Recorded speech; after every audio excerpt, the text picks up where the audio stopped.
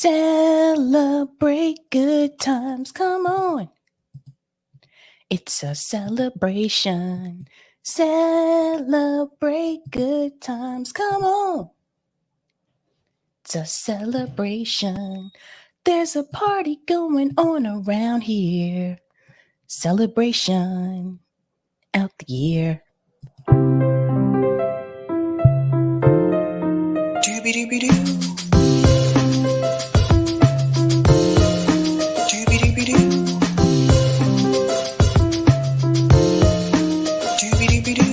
I'm your host, sabrinasalvati.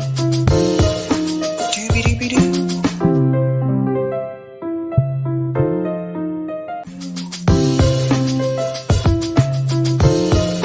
Doobie-doobie-doo. Doobie-doobie-doo.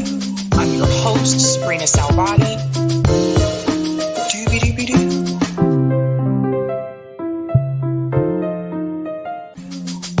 You can catch me there on Thursdays for the Sabby and JB show. And you can catch me here on Tuesday, Thursday, Friday, and Sunday. Shout out to everyone watching on YouTube, Rockfin, Twitter, and Rumble.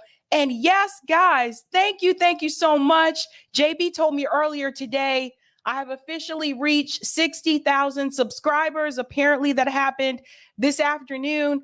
So I just want to give a big shout out to all of you guys. Thank you so much for your support. I really do appreciate it. And obviously, I couldn't have done this without you. So I am now officially on the road to 70K. Woohoo! That's my song. But thank you guys so much for your support. I have 5 stories to discuss tonight. We will do call in after the show, so stay tuned for that. I figured there's a lot to discuss tonight, and I figured you guys probably would want to talk about it tonight. So stay tuned. We're going to get into that. First and foremost, I want to give a shout out to everyone who is a Sabby patron. Thank you guys so much for your support. If you're interested in being a Sabby patron, I have 5 categories: ultimate, Sabinators. There's also Sabsters in the house, Sabbies, and of course, members. All of their names are listed here. You can also see their names scrolling across the bottom of the screen there on the ticker. And I want to give a special shout out to new Sabby patrons. Over here, we call them newbies. Let's give it up for Jamie Cantwell, Linda N, and Jerry High. Thank you guys so much for your support. I really do appreciate that. Going to give a couple shout outs to people in the chat, and then we'll go ahead and dive in. Interesting stories tonight, ladies and gentlemen. So let's do the damn thing. Shout out to Robert, says, congrats reaching 60K subscribers. Thank you so much, Robert. Shout out to Miguel, says, peace. Greetings, Asunta, says 60K and counting. Congrats to Sabby and to all of us keeping up the fight. Thank you so much, Asunta. Shout out to Reagan Babaroom for becoming a Sabby member. Thank you so much, Reagan. Let's give Reagan a big whoop, whoop. Shout out to P. Smith, who says, happy Tuesday, who's a Sabby member. Shout out to David Hill. Don't forget Sabby. Everybody is being censored on the Palestine-Israel issue. Don't forget to check out Aaron Monty's dad was being interviewed by Pierce Morgan. I'm not sure who Aaron Monty is, but I'll check that. I'll check out Pierce Morgan. But well said, that is true. Shout out to Hannah, says, congrats on 60K, Sabby. Thank you so much. What's going on? Notori says hello and sends love. Greetings, Mastermind, says, hey, air buddies. Shout out to ACAB, says driving home, but listening. Hello, everyone. ACAB is also a Sabby member. Greetings, Lorez, says, hey, Sabrina, Eric, and Sabby fam. Sabby on Sundays. Do you watch the Pats game before during the show? if we're live at 1, I can catch it beforehand. If it's an evening show, I can catch it beforehand. If they go live at like 4, then I may see part of it, but obviously not the whole thing. But I have not been missing much this season, to be honest with you. I wasn't finished. Sorry. Anti-Biden push is useless if his replacement is another establishment shill. Hit the like, y'all. Shout out to Joe OWS says greetings to everyone. Greetings. Gamer says hello. Shout out to Dr. Nick says hi, everybody. Greetings, Bad Cookies. So let's start this 60K sub stream with a nice hearty like hit. Hit that like button. Hit the like button, guys. That helps me out with the algo. Shout out to Josie Fox says, hey. What's going on? Nelson said, good evening, Sabby patrons. Don't forget to hit the thumbs up button, everyone. What? Bad Cookie says, Sabby, Kit said that if we got you to 60K subs, you would wear a kilt for a week. Nice. I do not have a kilt. Oh, that kid. I'm a pink kid about that one. Shout out to Ravina, who's a Sabby member, says, doobie doo, comrades, happy Tuesday. Shout out to Johnny, says, Sabby, how are you? I am doing great. How are you? Greetings, Diego, says, sweats going on. I don't know what that about. Maybe Diego, are you hot? Maybe you're hot. Greetings, Lawrence, who's a Sabby member, says, here I am and I'm late again. Shout out to Rick, says, hey, y'all. Greetings. Deborah says, congrats, Sabby. Thank you so much. Shout out to Deneen, says, what's up, everybody? Greetings, Hugo says, hello, everyone. Okay. Let's go ahead and hop right in, guys, because again, like I said, we have 5 stories tonight and we are going to do call in after the show. So let me go ahead and share that beautiful thumbnail for you. Tonight, we are discussing Kamala Harris, shady. We're going to break down that speech that Kamala Harris just gave in the Middle East, and I'm going to show you how Kamala Harris is lying through her teeth. I have some info on Kamala. She will be exposed tonight. We're also going to discuss the anti-Biden campaign push. This is huge. This is coming from Muslim voters. We're going to get into that segment and why Biden could be in trouble for 2024.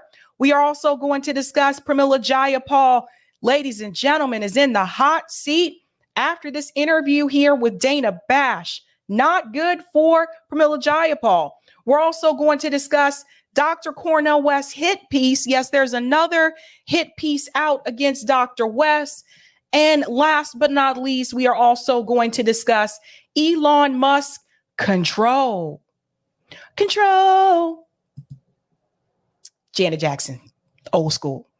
All right, let's go ahead and get into our first story tonight. We're going to talk about this story with Elon Musk. Now, I've noticed that with all of the attention focused on X and censorship, all of the attention that has been focused on Elon Musk recently has been in reference to him allowing certain content on X, his visit in Israel with Netanyahu. And I think that something may have fallen under the radar. In fact, it was one of you who sent this information to me because you see, Elon Musk is an entrepreneur. He's not just, this guy that owns X. He also owns Tesla, but he is a businessman. This is what he does. And one of the other projects that he is apparently working on is a startup for a brain chip.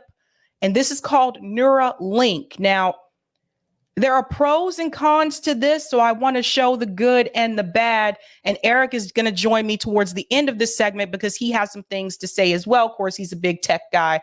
But we're going to get started with the good, the bad, and the unknown in reference to Elon Musk Neuralink. Let's go ahead and get right into it here. The development of brain-machine interfaces represents a significant advancement in neuroscience and clinical neurology. One of the leading technologies in this field is Neuralink, a company founded by Elon Musk. To understand the workings of Neuralink and similar brain-computer interfaces, one must first take a look at the biochemical processes in the brain. The human brain consists of approximately 86 billion nerve cells that communicate with each other to process information and elicit responses. This communication occurs through electrical impulses and the release of neurotransmitters. By measuring these electrical impulses and interpreting the data, it is theoretically possible to capture and control thoughts and movements. Neuralink and similar technologies utilize tiny electrodes, referred to as threads, that are implanted into the brain to capture electrical signals and communicate. Let's pause there for just a second. I just want to see by a show of hands in the chat, how many of you would feel comfortable with a brain chip implanted into your brain? How many of you would feel comfortable with that? If you would feel comfortable, say yes in the chat. If you would not feel comfortable, say no in the chat. I mean, I can tell you how I would feel. I personally would not feel comfortable. I don't want any chips being put into any part of my body, let alone my brain. Obviously, when you start messing with the brain there, it can get a little finicky, right? Like you got to be careful with that. But Elon Musk says he has good intentions with this technology. So let me go back just a little bit because he was talking about communication, and let's go on. The brain to capture electrical signals and communicate with computers. The idea is that people might be able to interact with computers without having to perform physical actions such as typing or clicking.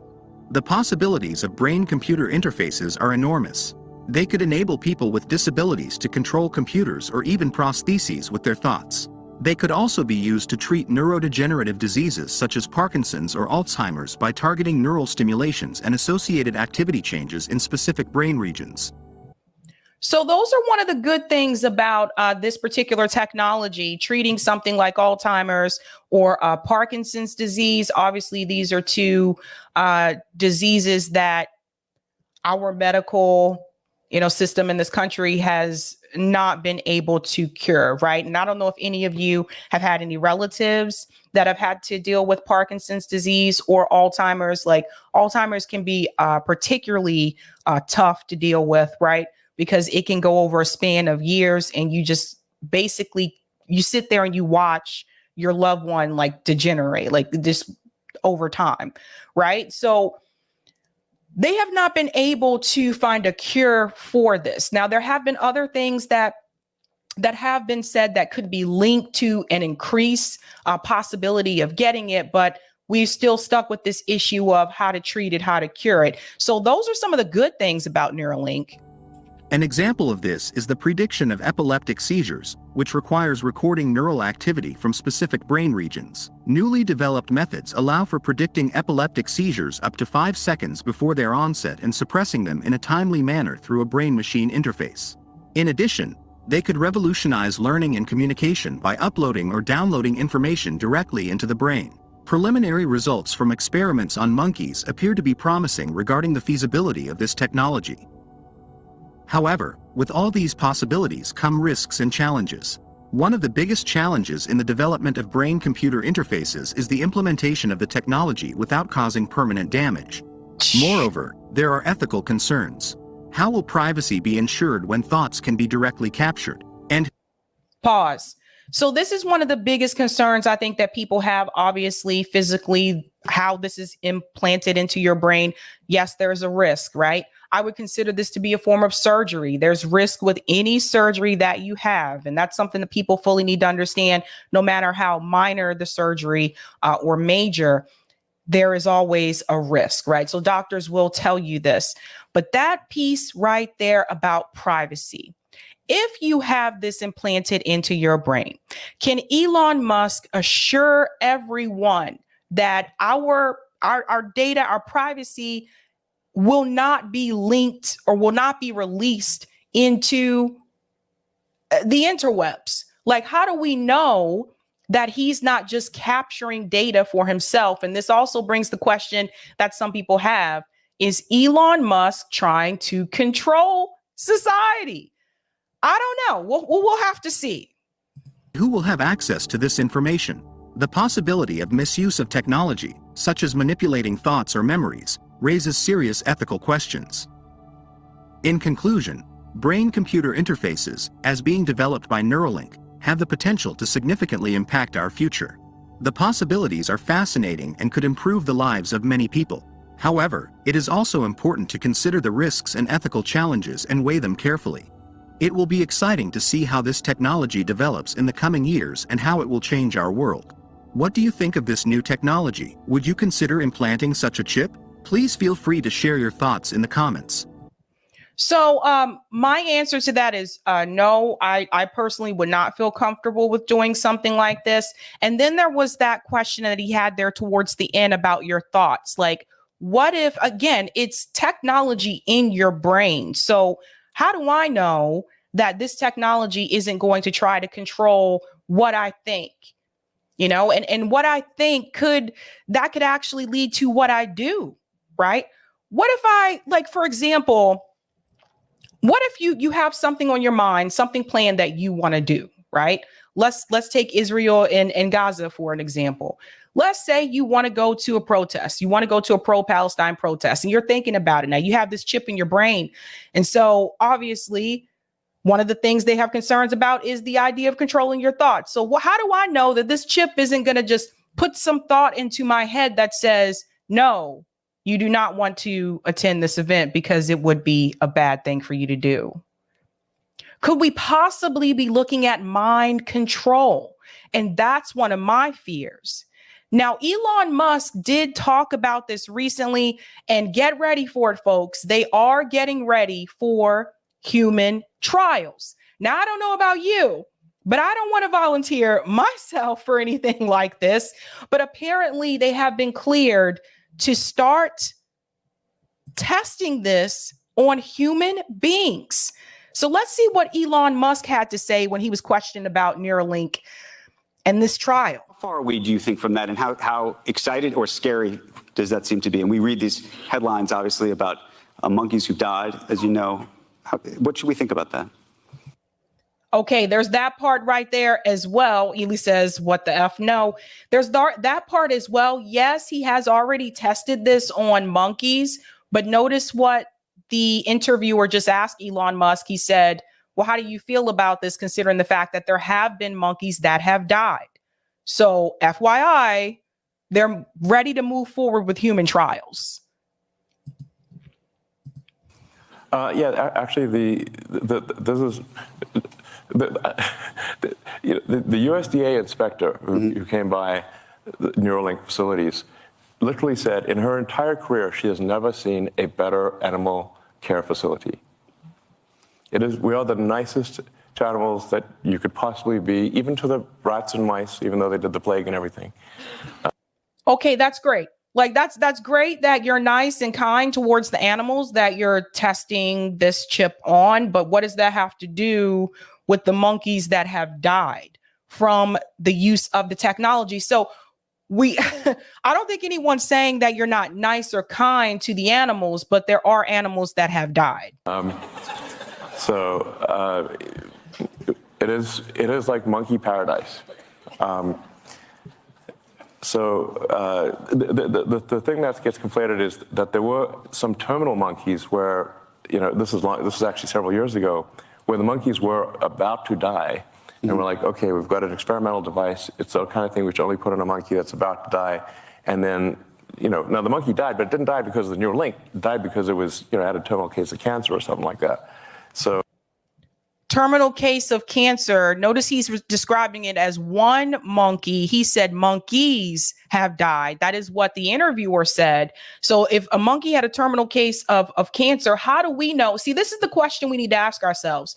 How do we not know if that chip could have made things worse for that monkey? We don't know.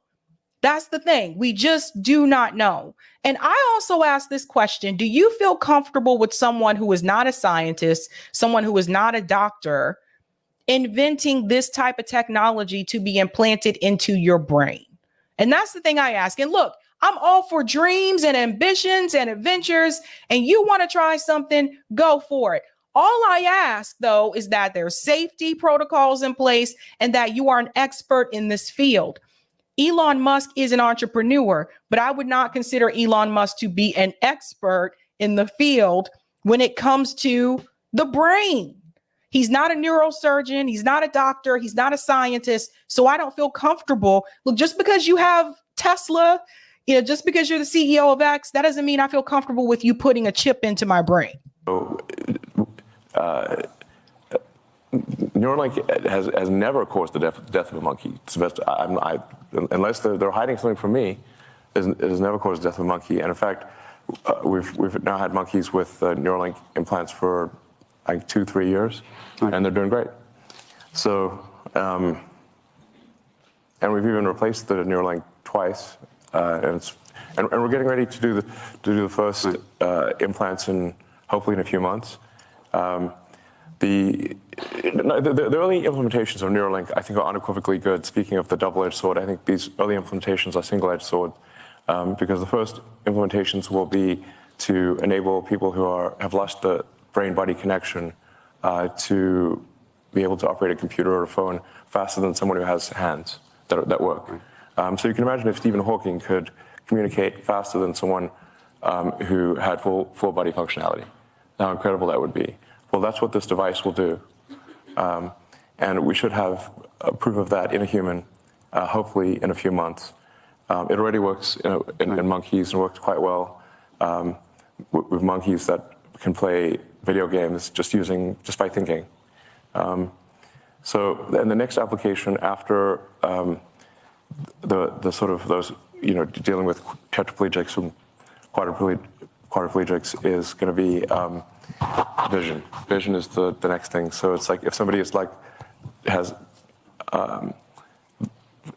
lost both eyes or the optic nerve has failed, basically where they have no possibility of having sort of some ocular correction, that will be the next thing for Neuralink, is a direct vision interface. And in fact, so one of the things that he just said is that the next interface is going to be vision. So for someone who's blind or maybe someone who has difficulty seeing, here's my thing with technology. Look, technology is great when it works, but sometimes it does not work, right? Sometimes technology has these little glitches.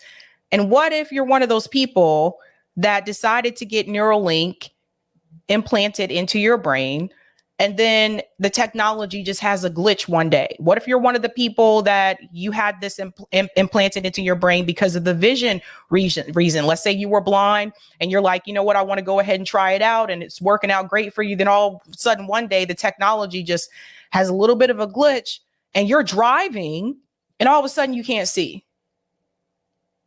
These are the types of questions I ask just because I haven't worked in tech, but I have worked with a lot of different pieces of technology to tell you that technology isn't 100%. You guys have seen that sometimes on this show, right? Like sometimes people are like, oh no, what happened? Sabby just went out. So this is scary for me. Like I wonder if we're just moving a little too fast when it comes to what we're trying to do to better society, what we're trying to do to better human beings. I said the same thing about this chat GPT, those kind of things. I just wonder, where are we headed? And I don't want a chip in my body at all, especially not my brain. So to me, I am somewhat concerned. then you could be like Geordie LaForge from Star Trek. You could see in like any frequency, actually. You could see in radar if you want. Yeah. So they put a disclaimer here because they wanted people to know, FYI, like the people that come onto the show, the opinions that they express are their own. It is not the opinion of CNBC. I want to bring in Eric. Eric is really big with technology. So Eric, I know you want to come in for this segment. What do you think about all of this? Well, let's see. All right. Well, the first thing I always want to say about these big tech stories and implants and all this stuff is in AI is it's always oversold. Is the first thing you always got to remember. It's, they're basically trying to impress investors and in the market and everything. So it's, AI implants and all this stuff. It's developing. It's, it's a thing to keep an eye on and whatnot, but they're always overselling it when they're using words like control. Like it's going to control your brain. Like this tech is like so far away from that. It's laughable, but all that said, I mean, the biggest thing I always say with tech is it's a mistake to get too caught up in the tech itself. And it's really so much more about who controls it, who's going to benefit by it, who makes the decisions. So we have this situation where we got this child billionaire Elon, who's just like, oh, I want to do brain chips, and let's put them in monkeys, and and I mean, I think that there is legitimate research going on there, but the idea of like putting it, in the hands of a billionaire who just makes up stuff, and it talks to the kind of the problem of the whole system, of how it's we don't have these things anyway. The way it should run is there should be a government agency that represents all of us, that deals with this tech and these issues in a way that their mandate is to benefit the 99%, and not some billionaire making just these calls of oh, we should do it that way, and that's the key, is that it's always about control. And it's right now, these things only happen if you have a billionaire or a big corporation that sees profit in it, right? That's the big motive. They're not in it for the public good, to help all of us. And so that's the real key, is that we need to have a system that works that way. And right now, where everything is influenced and controlled by billionaire money and huge corporations, and you can only do this kind of research if you are that kind of a thing, is the core problem. So it always comes back to the old, money and corruption, and the solutions for that. And so, yeah, that was the biggest point I wanted to make, was that it's about who controls it, and it's about having a system where you don't have just the billionaires in control making these calls. Well put. And I also love how he made this monkey. He says it's a monkey paradise where the monkeys are playing video games with their brains. I don't know, man. It's wild. It's wild. But case in point, like, I would not trust Elon being in control or something like this. So we got to grab the reins, ourselves. All right. That's what I had to say. All righty. All right, I'm gonna go to some of the comments here. Let's see what you guys had to say. Jacqueline says they've just been discussing on JB Font about low-key online being shadow banned on X. Yes. And Yoki has really great videos that's coming out of Gaza as well. And yes, he has been shadow banned. He used to show up in my feed and he doesn't now. Lynn says, oh, hell no. Lynn is not for Neuralink, guys. Kill Your Gorgie says, if it gave me superpowers, yes, but for nothing, no. Straight Path says, they just want to control you more with the computer. That's what I was thinking about too, Danny says, not if the Windows operating system is used, LOL. It'll be bad. JB says, your thoughts are not your own. Good point. P. Smith, who's been a member for 3 months, says Neuralink uses graphene oxide. Graphene oxide is in the jab. Interesting. Oz says, if the chip will make my hair grow, sign me up. Oh, Oz. And Case Study QB is in the house, says, congrats to Sabby Sabs and getting 60K. Thank you so much, Case. Thank you so much. We are moving on to our next story. So if you have not heard, Kamala Harris was actually in the Middle East recently. She spoke in Dubai. She gave a speech about this war with Israel and Gaza and what the next steps are, at least coming from the Biden administration. Now, we're going to go through this speech. I'm going to chime in here and there, and then I'm going to show you how Kamala Harris is playing a lot of people. I want you to take what she says in this speech with a grain of salt, because Kamala Harris is not being completely honest about where she stands when it comes to the state of Israel. But I have some receipts to show you tonight that'll show you exactly where she really stands. I do believe that if it had not been for the mass protests that happened all across the world, I really do believe this conversation would not even be happening right now.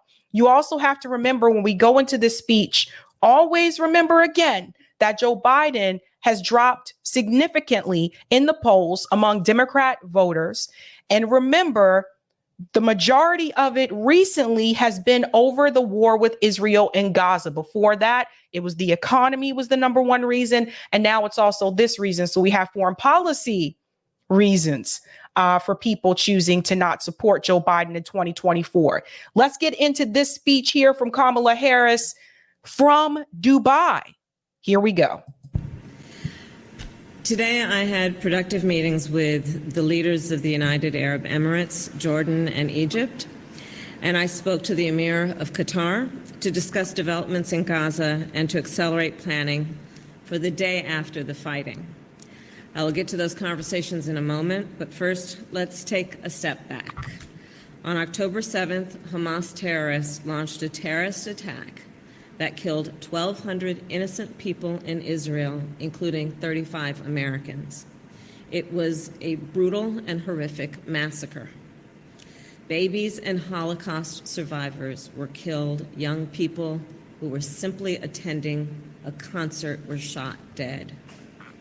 240 hostages were taken from their homes.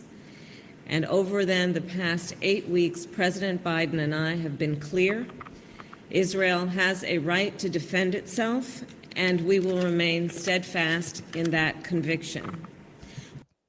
Notice how, once again, her, like many others, they start with October 7th, right? Notice how they're starting with that date, and they're not discussing what has happened prior to that date. So pay close attention to that. We are working with Israel and our partners in the region to secure the release of all the hostages, which includes Americans. The recent pause in the fighting proved effective. More than 100 hostages were reunited with their families during this time, including 2 more Americans, and humanitarian aid surged into Gaza. As I told the families of American hostages when I met with them, we will not waver in our commitment to bring them home. Let me be also very clear, as I have said before, we cannot conflate Hamas with the Palestinian people. Hamas is a brutal terrorist organization. Hamas has vowed to repeat October 7 until Israel is annihilated. No nation could possibly live with such danger. Now let's pause there for a second before we continue. Did you notice what she just did there? She pointed out the fact that Hamas said they will continue October 7th until Israel is annihilated.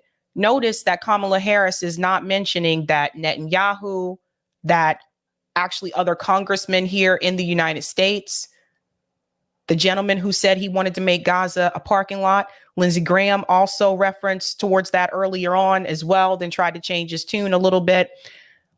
But notice that she's not mentioning that the state of Israel also made those same remarks in reference to Gaza. She's showing you who she serves. Which is why we support Israel's legitimate military objectives to eliminate the threat of Hamas. President Biden and I have also been clear with the Israeli government in public and in private many times. As Israel defends itself, it matters how. The United States is unequivocal. International humanitarian law must be respected. Too many innocent Palestinians have been killed. Frankly, the scale of civilian suffering and the images and videos coming from Gaza are devastating. Again, I want to remind you, Kamala Harris would not even be saying this right now if it wasn't for 2 things. One, the massive protests around the world, right, that have continued and are still going on now.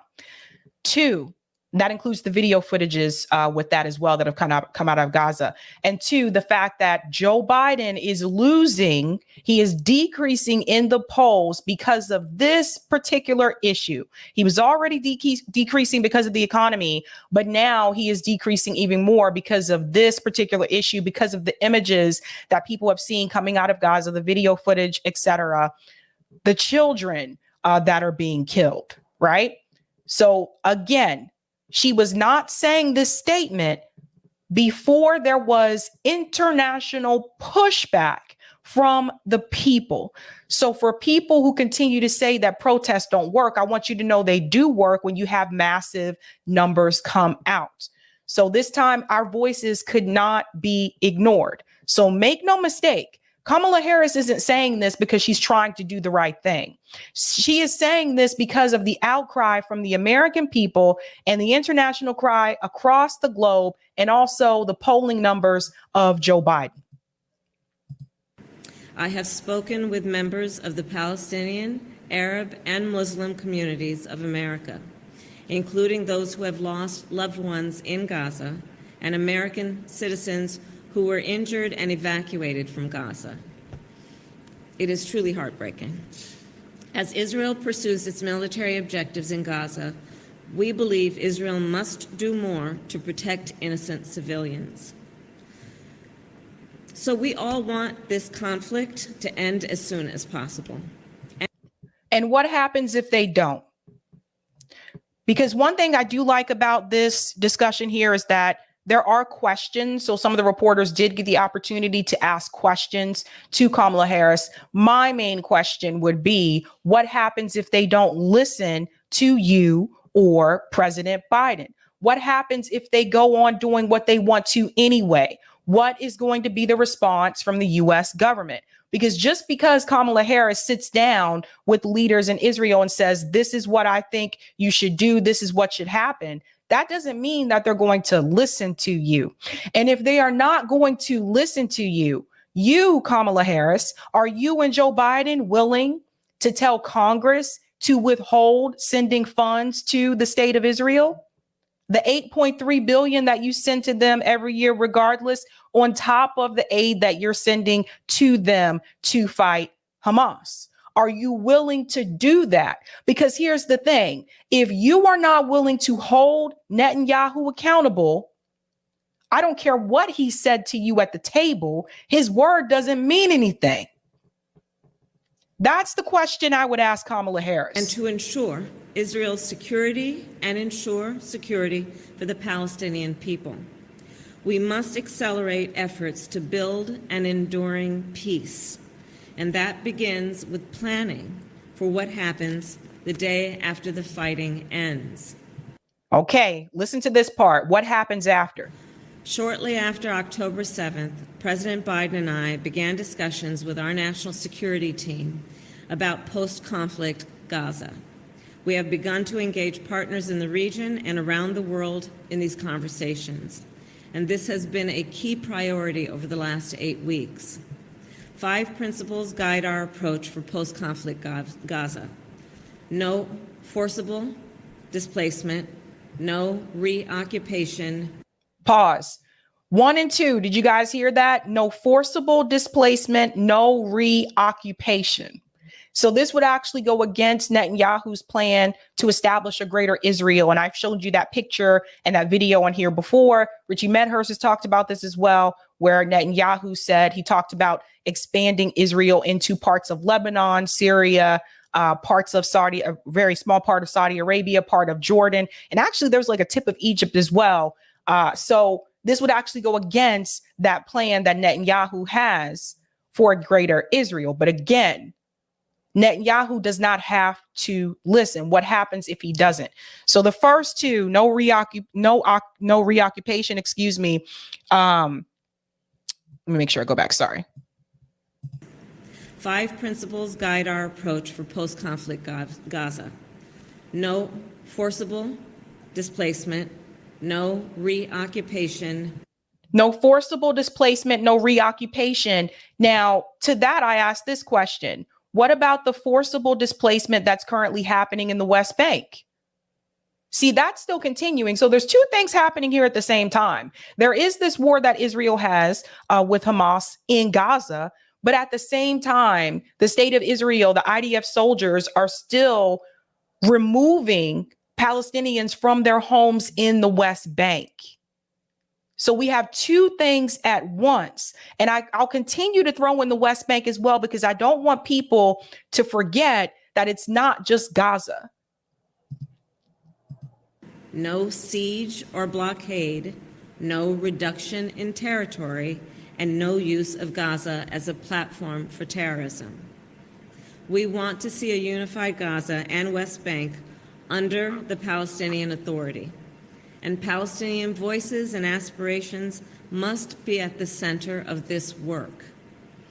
At a certain point, the intense fighting and the phase of fighting will end, and we will begin implementing our plans for the day after.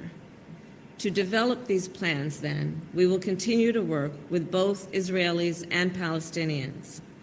But there must also be regional consensus and support. To that end, I've had a number of in-depth conversations with Arab leaders here in Dubai. Specifically, I proposed 3 areas of focus. 1, reconstruction. The international community must dedicate significant resources to support short and long-term recovery in Gaza. Let me comment on that really quick. So Kamala Harris is telling you that she basically wants the other Arab countries to help rebuild Gaza, right? So here's my question. If the United States government is giving $8.3 billion to Israel, why can't the United States government then in turn give $8.3 billion to Gaza? Now, I feel we should take care of our own people first, of course. But I want you to understand something. They give aid to Israel every year, regardless if there's a war, if there's this conflict or not. People in Israel have health care. Everybody there has health care. They can go to college for free. They aid a country so that they're able to have these rights and these benefits that we don't even have here in the United States in our own country. So that's something I want you to think about. Then to go to the other Arab countries and tell them, you're going to have to help us in rebuilding Gaza. But when it comes to the funding and who gave Israel funding, who gave Israel weapons to continue to fight Hamas, I don't remember Jordan giving Israel weapons to fight Hamas. Syria sure as hell didn't. Lebanon didn't, or of course, obviously, because Israel's bombing Lebanon and Syria as well. That's a whole other discussion. So I think it's really interesting that she's telling the Arab countries that they have to help chip in to rebuild Gaza when they didn't provide any aid to Israel for Netanyahu to tear Gaza apart in the first place. The U.S. government did that. So the way that I see it, Kamala, you guys agreed to give those weapons to Israel, the bill on the countries who had nothing to do with this. Think about that for a second. I know you guys didn't contribute or participate in this in any way, shape, or form, but I'm going to need you to donate some of your money to Gaza to help them rebuild. They had nothing to do with this. It's like they're being held accountable for what the U.S. government did. For example, rebuilding hospitals and housing, restoring electricity and clean water, and ensuring that bakeries can reopen and be restocked. Second, security. The Palestinian Authority security forces must be strengthened to eventually assume security responsibilities in Gaza. Until then, there must be security arrangements that are acceptable to Israel, the people of Gaza, the Palestinian Authority, and the international partners. And to reiterate, and this is very important, terrorists will not be permitted to continue to threaten Israel. Third, governance.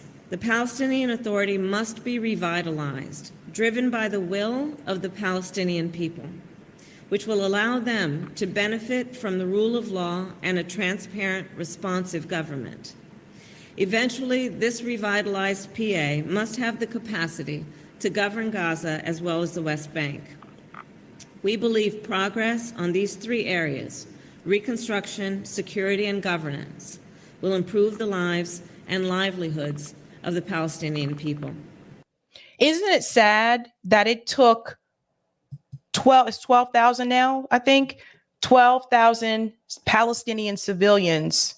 It took the death of 12,000 Palestinian civilians for the U.S. government to finally acknowledge something has to change here for the Palestinian people. Do you guys understand that? Do you guys understand that if this conflict, if this war did not happen, the Palestinian people would still just be sitting there with the same issues. Israel still controlling everything. Now, she's going to go into a two-state solution here in a second, but I do want to add another thing. One thing I want to say is this. If they are to give the Palestinian people some type of self-determination, then that means that they have to control their own resources. I want to be very clear about that. That means that Israel cannot control the land, the air, and the sea. That means they can't control their electricity. That means they can't control their food. They should be able to control all of those things on their own. Otherwise, they are still occupied. Now, whether or not Netanyahu is actually going to do this, I don't know. But I also wonder if this could be the U.S. government's push to break ties with Netanyahu. Further, we have been clear. The Palestinians have a right to dignity and self-determination, and Israelis and Palestinians must enjoy equal measures of prosperity and freedom. They also all deserve a sense of safety and security, and a two-state solution then remains the best path, we believe, toward a durable peace. So again, she's advocating for a two-state solution, which I've told you guys before, I don't believe that would work, particularly because of the West Bank. There are too many settlements in the West Bank at this point in time. So if we were to do a two-state solution, what happens to all those settlements in the West Bank? How are they going to redraw the lines? How is this going to work? I sincerely hope Biden administration has figured this out. And then here's another thing. We are going into 2024. Is all of this supposed to be accomplished before the November election in 2024? And if it is not accomplished before November 2024 and Joe Biden loses and Donald Trump wins, does all this go out the window?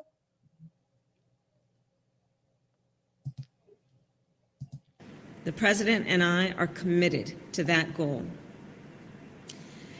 In conclusion, when this conflict ends, Hamas cannot control Gaza, and Israel must be secure. Palestinians need a hopeful political horizon, economic opportunity, and freedom. And the region more broadly must be integrated and prosperous. And we must work toward that vision. So with that, I'll take your questions. So here come the Madam questions. Vice President, how did Qatar describe the state of hostage negotiations during your call today, and did they provide any reassurance of a truce in the next few days for the release of additional hostages? So I'm not going to reveal the details of the conversation, but I did speak with the Emir, and the work and their commitment to this work is ongoing, as is ours, and our work is ongoing to support some ability to reopen the pause and to have a deal going forward where there will be a pause so that we can get hostages out and get aid in. Thank you for doing this. course. You laid out your conversations with the regional leaders. You laid out the expectations that you put forward. What specifically, in terms of commitments, were you able to get from them when it comes to post-conflict planning for Gaza? Well, let me just say that the conversations that we had were very productive. And there is, I believe, a mutual desire to figure out how we are going to approach and think about the day after. Okay, so that reporter's question was, what commitments have you received from the other nations that she's speaking to? Notice she doesn't answer the question. She doesn't tell you what the commitments were. That makes me wonder if they even committed. This is what I was talking about. This is what Kamala Harris is saying to you in this speech. This is what her and Joe Biden want to accomplish, right?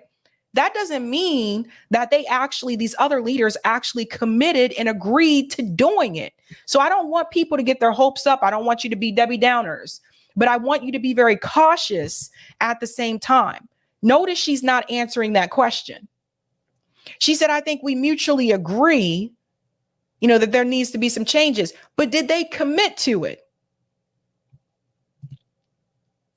In a way that brings stability and peace to this region and reinforces, as I said earlier, Israel's security, the sense of security and safety for both the Palestinians and Israelis, doing what is necessary to ensure there are equal measures of prosperity and freedom and security for the Palestinian people and for Israel.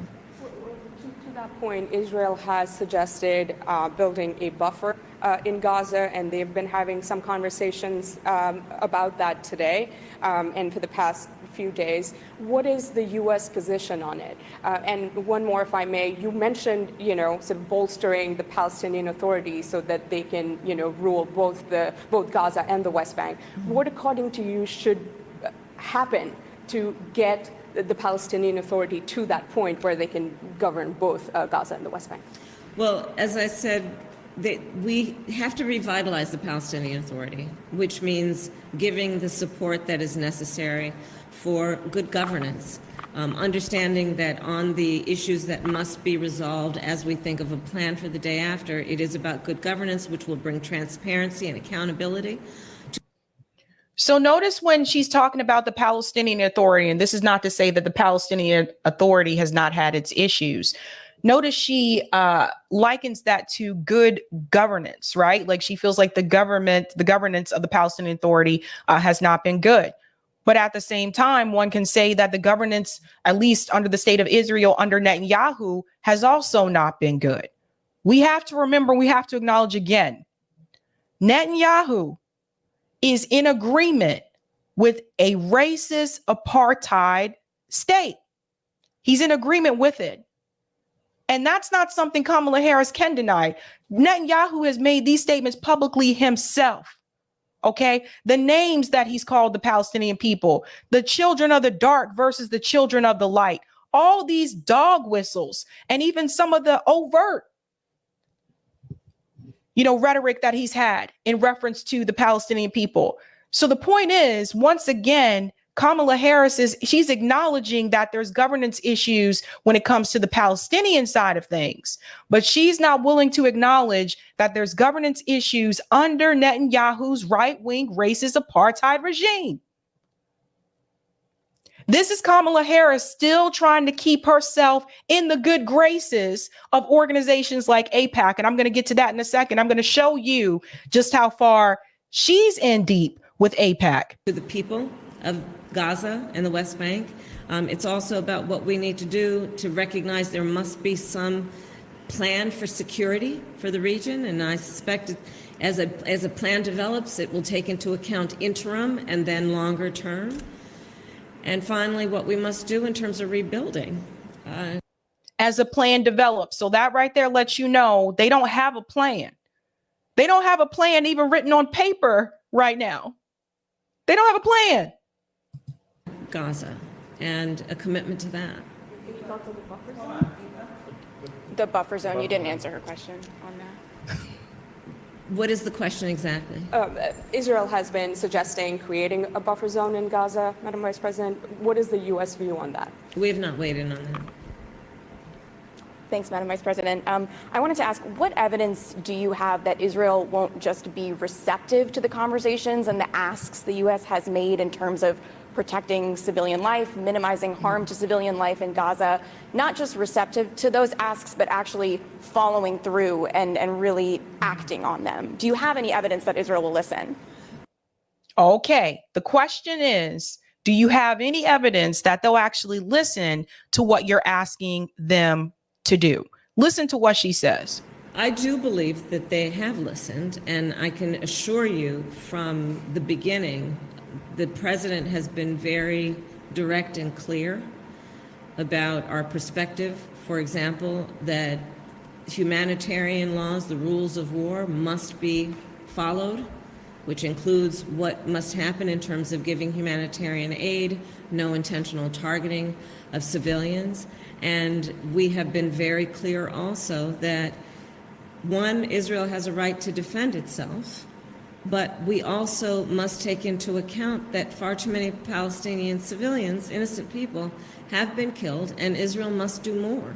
Well, Let me pause for a second. So she said that she believes that they have listened. If they've listened, let me tell you this. So CNN announced just yesterday that one of their producers just lost 9 family members in Gaza. 9. But according to Kamala Harris, they have listened. They're still pulling people out of their homes in the West Bank. But according to Kamala Harris, they have listened. They're still killing people now. There's still videos, still reports. By the way, so much to the point that even mainstream media has to discuss it. Even Jake Tapper had to correct Netanyahu's advisor on CNN about the casualties. But according to Kamala Harris, they have listened.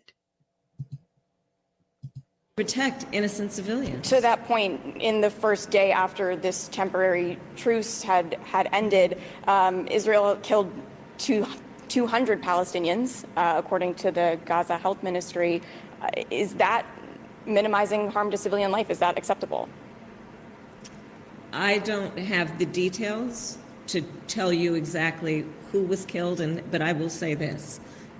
Now, all of a sudden, she doesn't have the details to tell you who was killed. We have been very clear about where we stand on this, which is innocent civilian lives should not be intentionally targeted, and that Israel must do more to protect innocent life in Gaza and innocent civilians in Gaza. And we've been very clear about that, and we continue to make that point, not only privately, but publicly as well, as you see. So let's talk about this for a second, folks. If I drop a bomb in a vicinity where there are civilians, I can easily say I didn't intentionally mean to do it. Anyone can say that. Netanyahu can say that. His advisor is saying that. But the question is, Kamala Harris, if they do not listen to you, if Netanyahu does not listen to what you laid out, this meeting that you've had with all of these leaders, what are you going to do?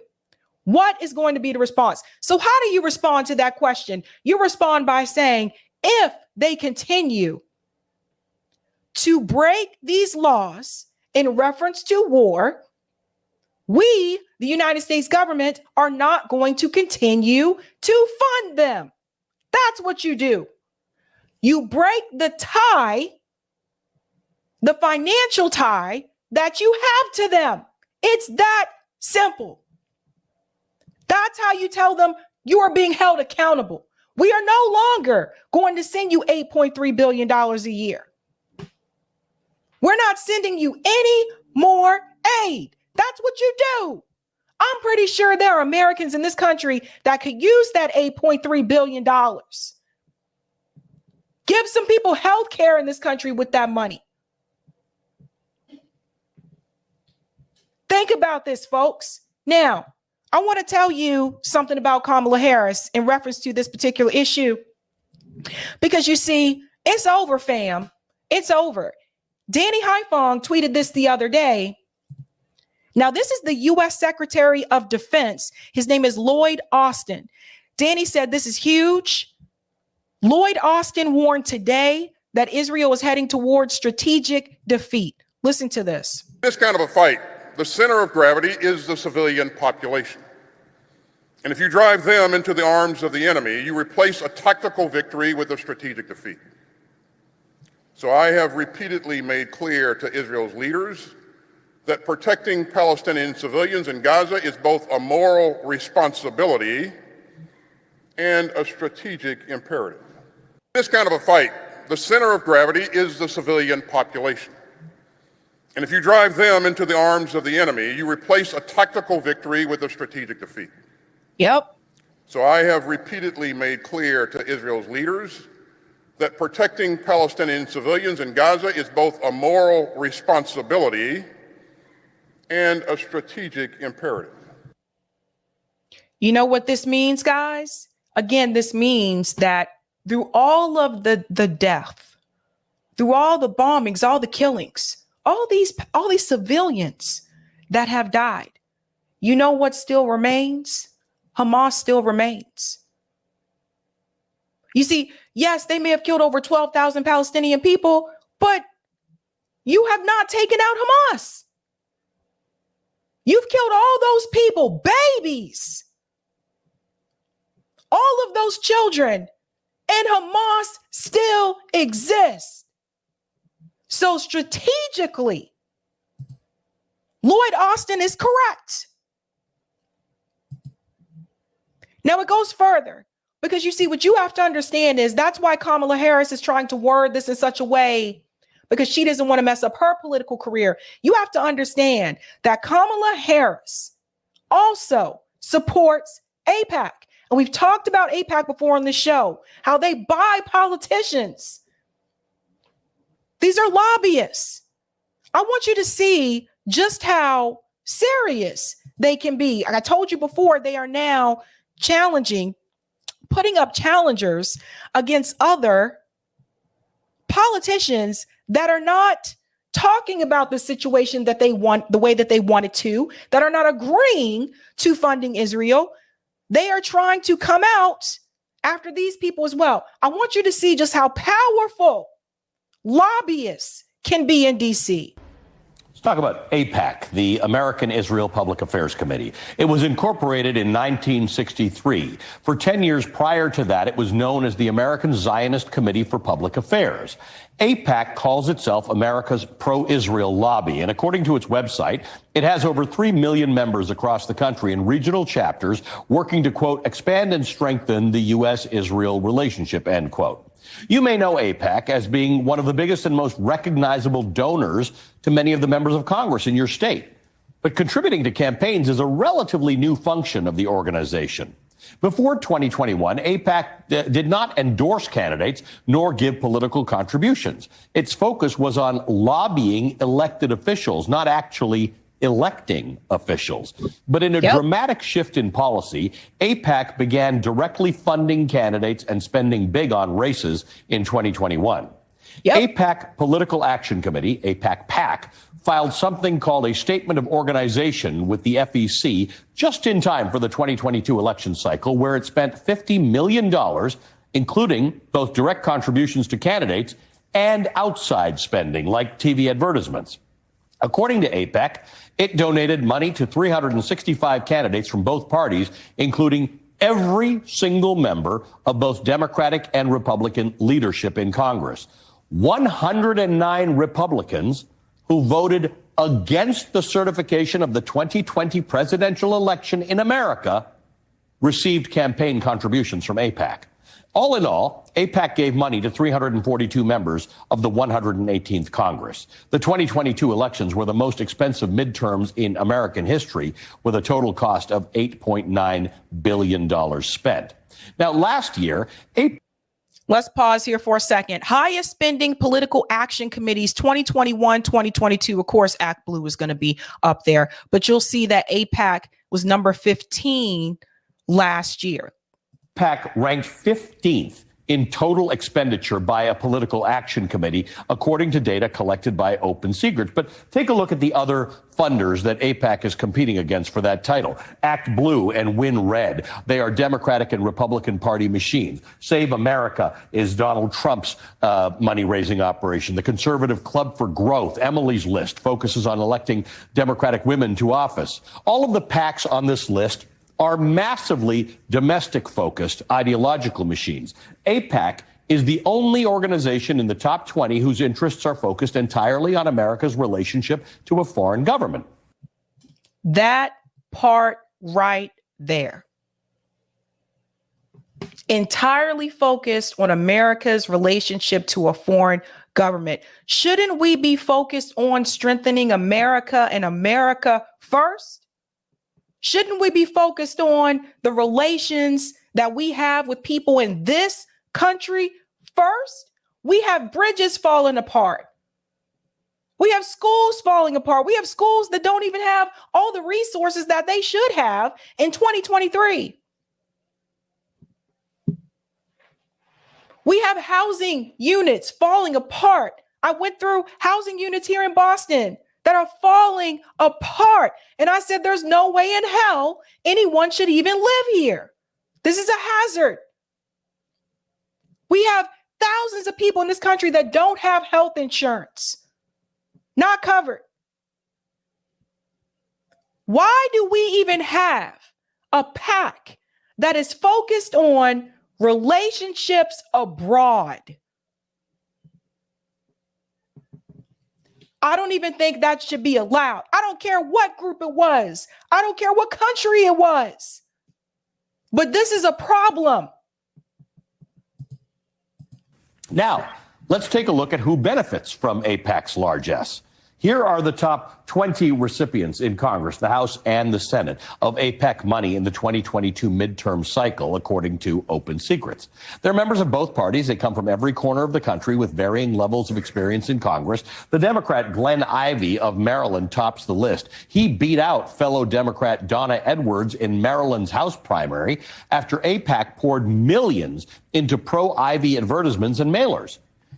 Let me pause here for 1 second. I want to point out someone else. Of course, Richie Torres, which I've talked about before multiple times on this show. Notice he's one of the top recipients with over $141,000. But look who else is on this list. Chantel Brown. Remember, Chantel Brown ran against Nina Turner, over 150,000 received. When you see all these people on this list, then you'll understand why they have the talking points that they have in reference to this war with Israel and Gaza. So this is an important list for people to see. I also think it's really interesting that they're talking about this on MSNBC, because I feel like had it not been from the push from the public viewers and from those of us in independent media that have been calling out the funding of these politicians, those that are in the back pocket of AIPAC, I don't think MSNBC would have ever covered this. I was shocked to see them talk about this on MSNBC. Edwards was running for a second stint in Congress after serving during the Obama administration, where she voted present, not even a no, on a number of pro-Israel resolutions. So the money poured in against her. Not even an endorsement from Nancy Pelosi could save her. Michigan Democrat Haley Stevens unseated Democratic Representative Andy Levin. Here's what Levin had to say about that. I'm really Jewish, but AIPAC can't stand the idea that I am the clearest, strongest Jewish voice in Congress, standing for a simple proposition that there's no way to have a secure democratic homeland for the Jewish people unless we achieve the political and human rights of the Palestinian people. So they found a way that they had to get him out. You see how this works? So the same way that they'll pour money in is the same way to pour money in to help someone win. They'll also pour money in to help someone lose. And right now, that's what they're trying to do with other candidates that are in Congress right now. They have already, by the way, Jamal Bowman already has a primary challenger, which I predicted that before this conflict started, by the way. I told you he was the weakest of the weak of the squad members. So I predicted that that was going to happen with him. But they are pushing people to run against any candidate that has voted in such a way or spoken out in such a way in reference to this conflict that they don't approve of. And this is what they would do. We should not have political action committees. We should not have super PACs. Once upon a time, we did not have them in this country. This is why people like Ralph Nader, they were able to fight back against General Motors and they were able to win significantly, because during that time, we didn't have PACs or super PACs in this country. Once the PAC money and the super PAC money start coming in, now you're not just fighting against political opponents, you're also fighting against corporations and corporate money. AIPAC spent $4 million against Levin. He lost by 20 points. When Michigan Congresswoman Rashida Tlaib, the only Palestinian American in Congress, was censured by the House in early November over what some lawmakers called her rhetoric around the Israeli-Hamas war, 22 Democrats joined Republicans in that censure vote. 18 of those Democrats received campaign funds from AIPAC in 2022. And of course, Richie Torres is there. There goes top ramen woman, Debbie Weiserman Schultz, Frederica Wilson. You know, what kills me are, you know, the black folk who voted again. Donald Davis, you know, these are all the people, 18 of them, that voted in favor of Rashida Tlaib being censured. These are Democrats who voted in favor of it. And again, they're all funded by AIPAC. Again, how many of you in the chat are surprised to see this on MSNBC? Because I've been talking about the funding and open secrets where everybody's getting their money from for a long time. We've been talking about this in independent media. I was very shocked to see this on mainstream news. Totaling more than $1.1 million. By the way, for these 6 of them, AIPAC was their top contributor. A growing list of progressive lawmakers who are vocal in their criticism of the government of Israel and its policies and their support for Palestinian self-determination have inspired AIPAC to spend even more. As progressive lawmakers began calling for an immediate ceasefire in Gaza, Slate reported that insiders expect AIPAC's 2024 spending to hit $100 million. In fact, United Democracy Project, which is a pro-Israel super PAC affiliated with AIPAC, is already spending money on attack ads against Democratic Representatives Jamal Bowman of New York and Summer Lee of Pennsylvania. And I'll go ahead and pause that there, because what I was trying to say for like the longest time is this is exactly why the squad members should have been on our side, listening to those who actually supported them outside of Congress, and should have been out there in the streets with us when we were asking them to fight for other things like Medicare for all as well, instead of trying to cozy up to Democrat leadership, because at the end of the day, money talks, honey. And all it takes is for those organizations to kick you out. Now, Kamala Harris, I told you she's trying to play it safe. She doesn't want to end up like the people that you just saw, that gentleman, Levin, that you saw on the screen that was pushed out. But I want to remind you of a story from The Intercept back in 2018 about Kamala Harris and AIPAC. As Democrats shift left on Palestine, 2020 contender Kamala Harris gives off-the-record address to AIPAC. See, it was off the record. It was on the record in 2018. So this was the day before my birthday, March 7th. Listen to this.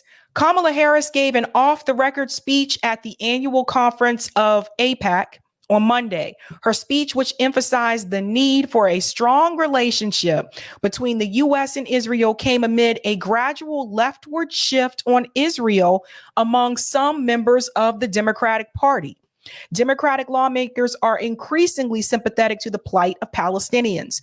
While not anti-Israel, more and more rank-and-file party members believe the U.S. should be more mindful of Israeli human rights violations.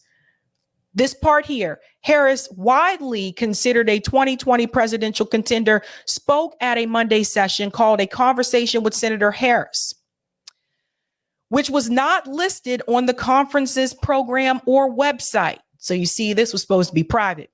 Its occurrence was revealed in social media posts by conference attendees.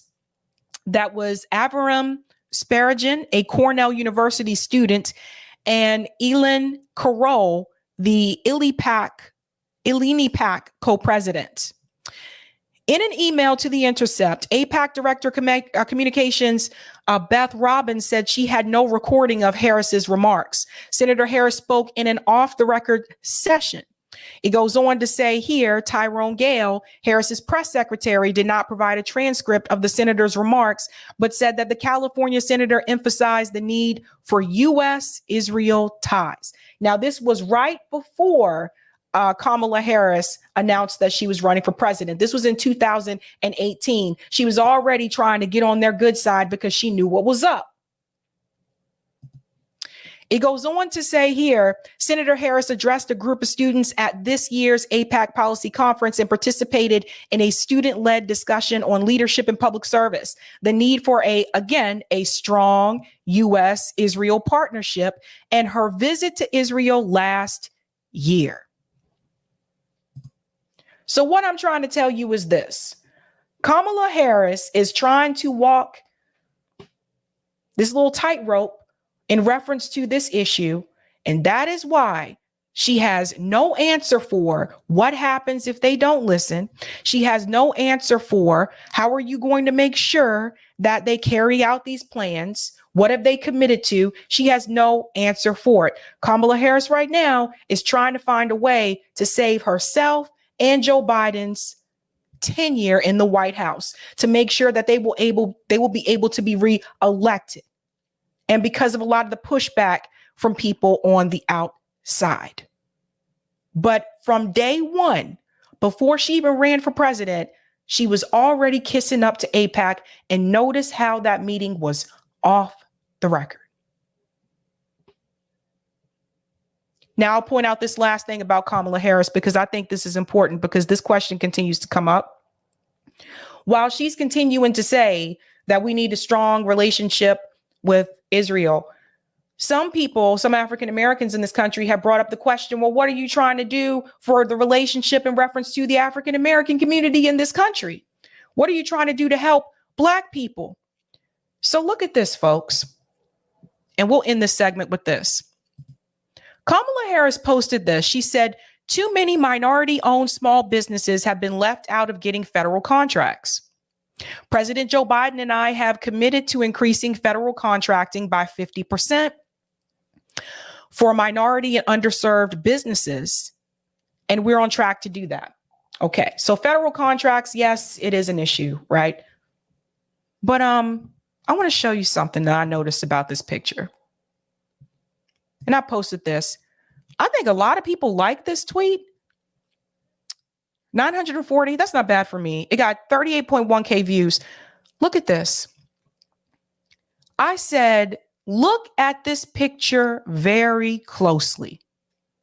Kamala Harris discusses minority-owned businesses getting federal contracts. Not one Black person in this picture. Look at this picture, guys. Let me show you something. Look at this picture. Minority-owned businesses, right?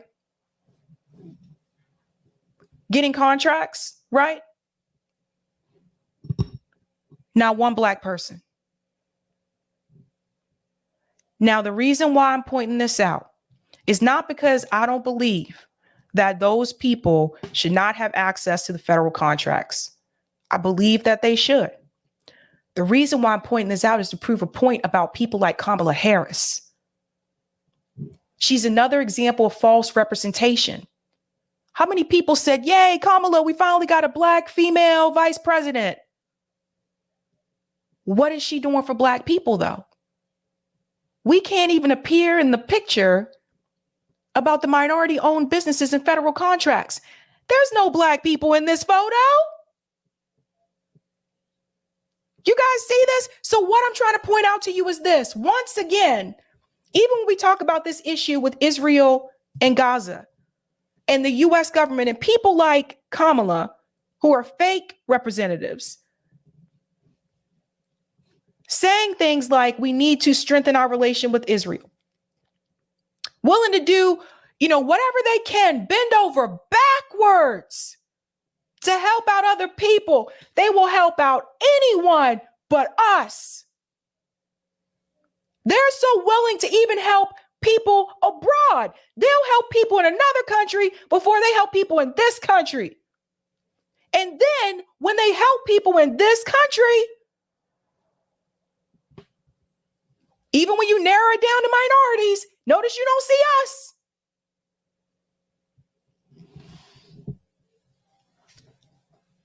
I would not trust what Kamala Harris is saying right now. I would wait to see what happens. But I think Kamala's just trying to save her ass. That's what I think about that. Let me get to some of the comments here. Thank you for the super chat, DC. Low-key soundtrack to the struggle equals a masterpiece. Yeah, Low-key is also a rapper. Teresa says, yeah, they're afraid. They're only thinking of themselves. I agree. Timbo, great point, Sabby. Without that money, they cannot wage war. Right. It's just a simple thing. You don't want to listen to what we're telling you to do? Okay, we're not going to fund you anymore. Easy.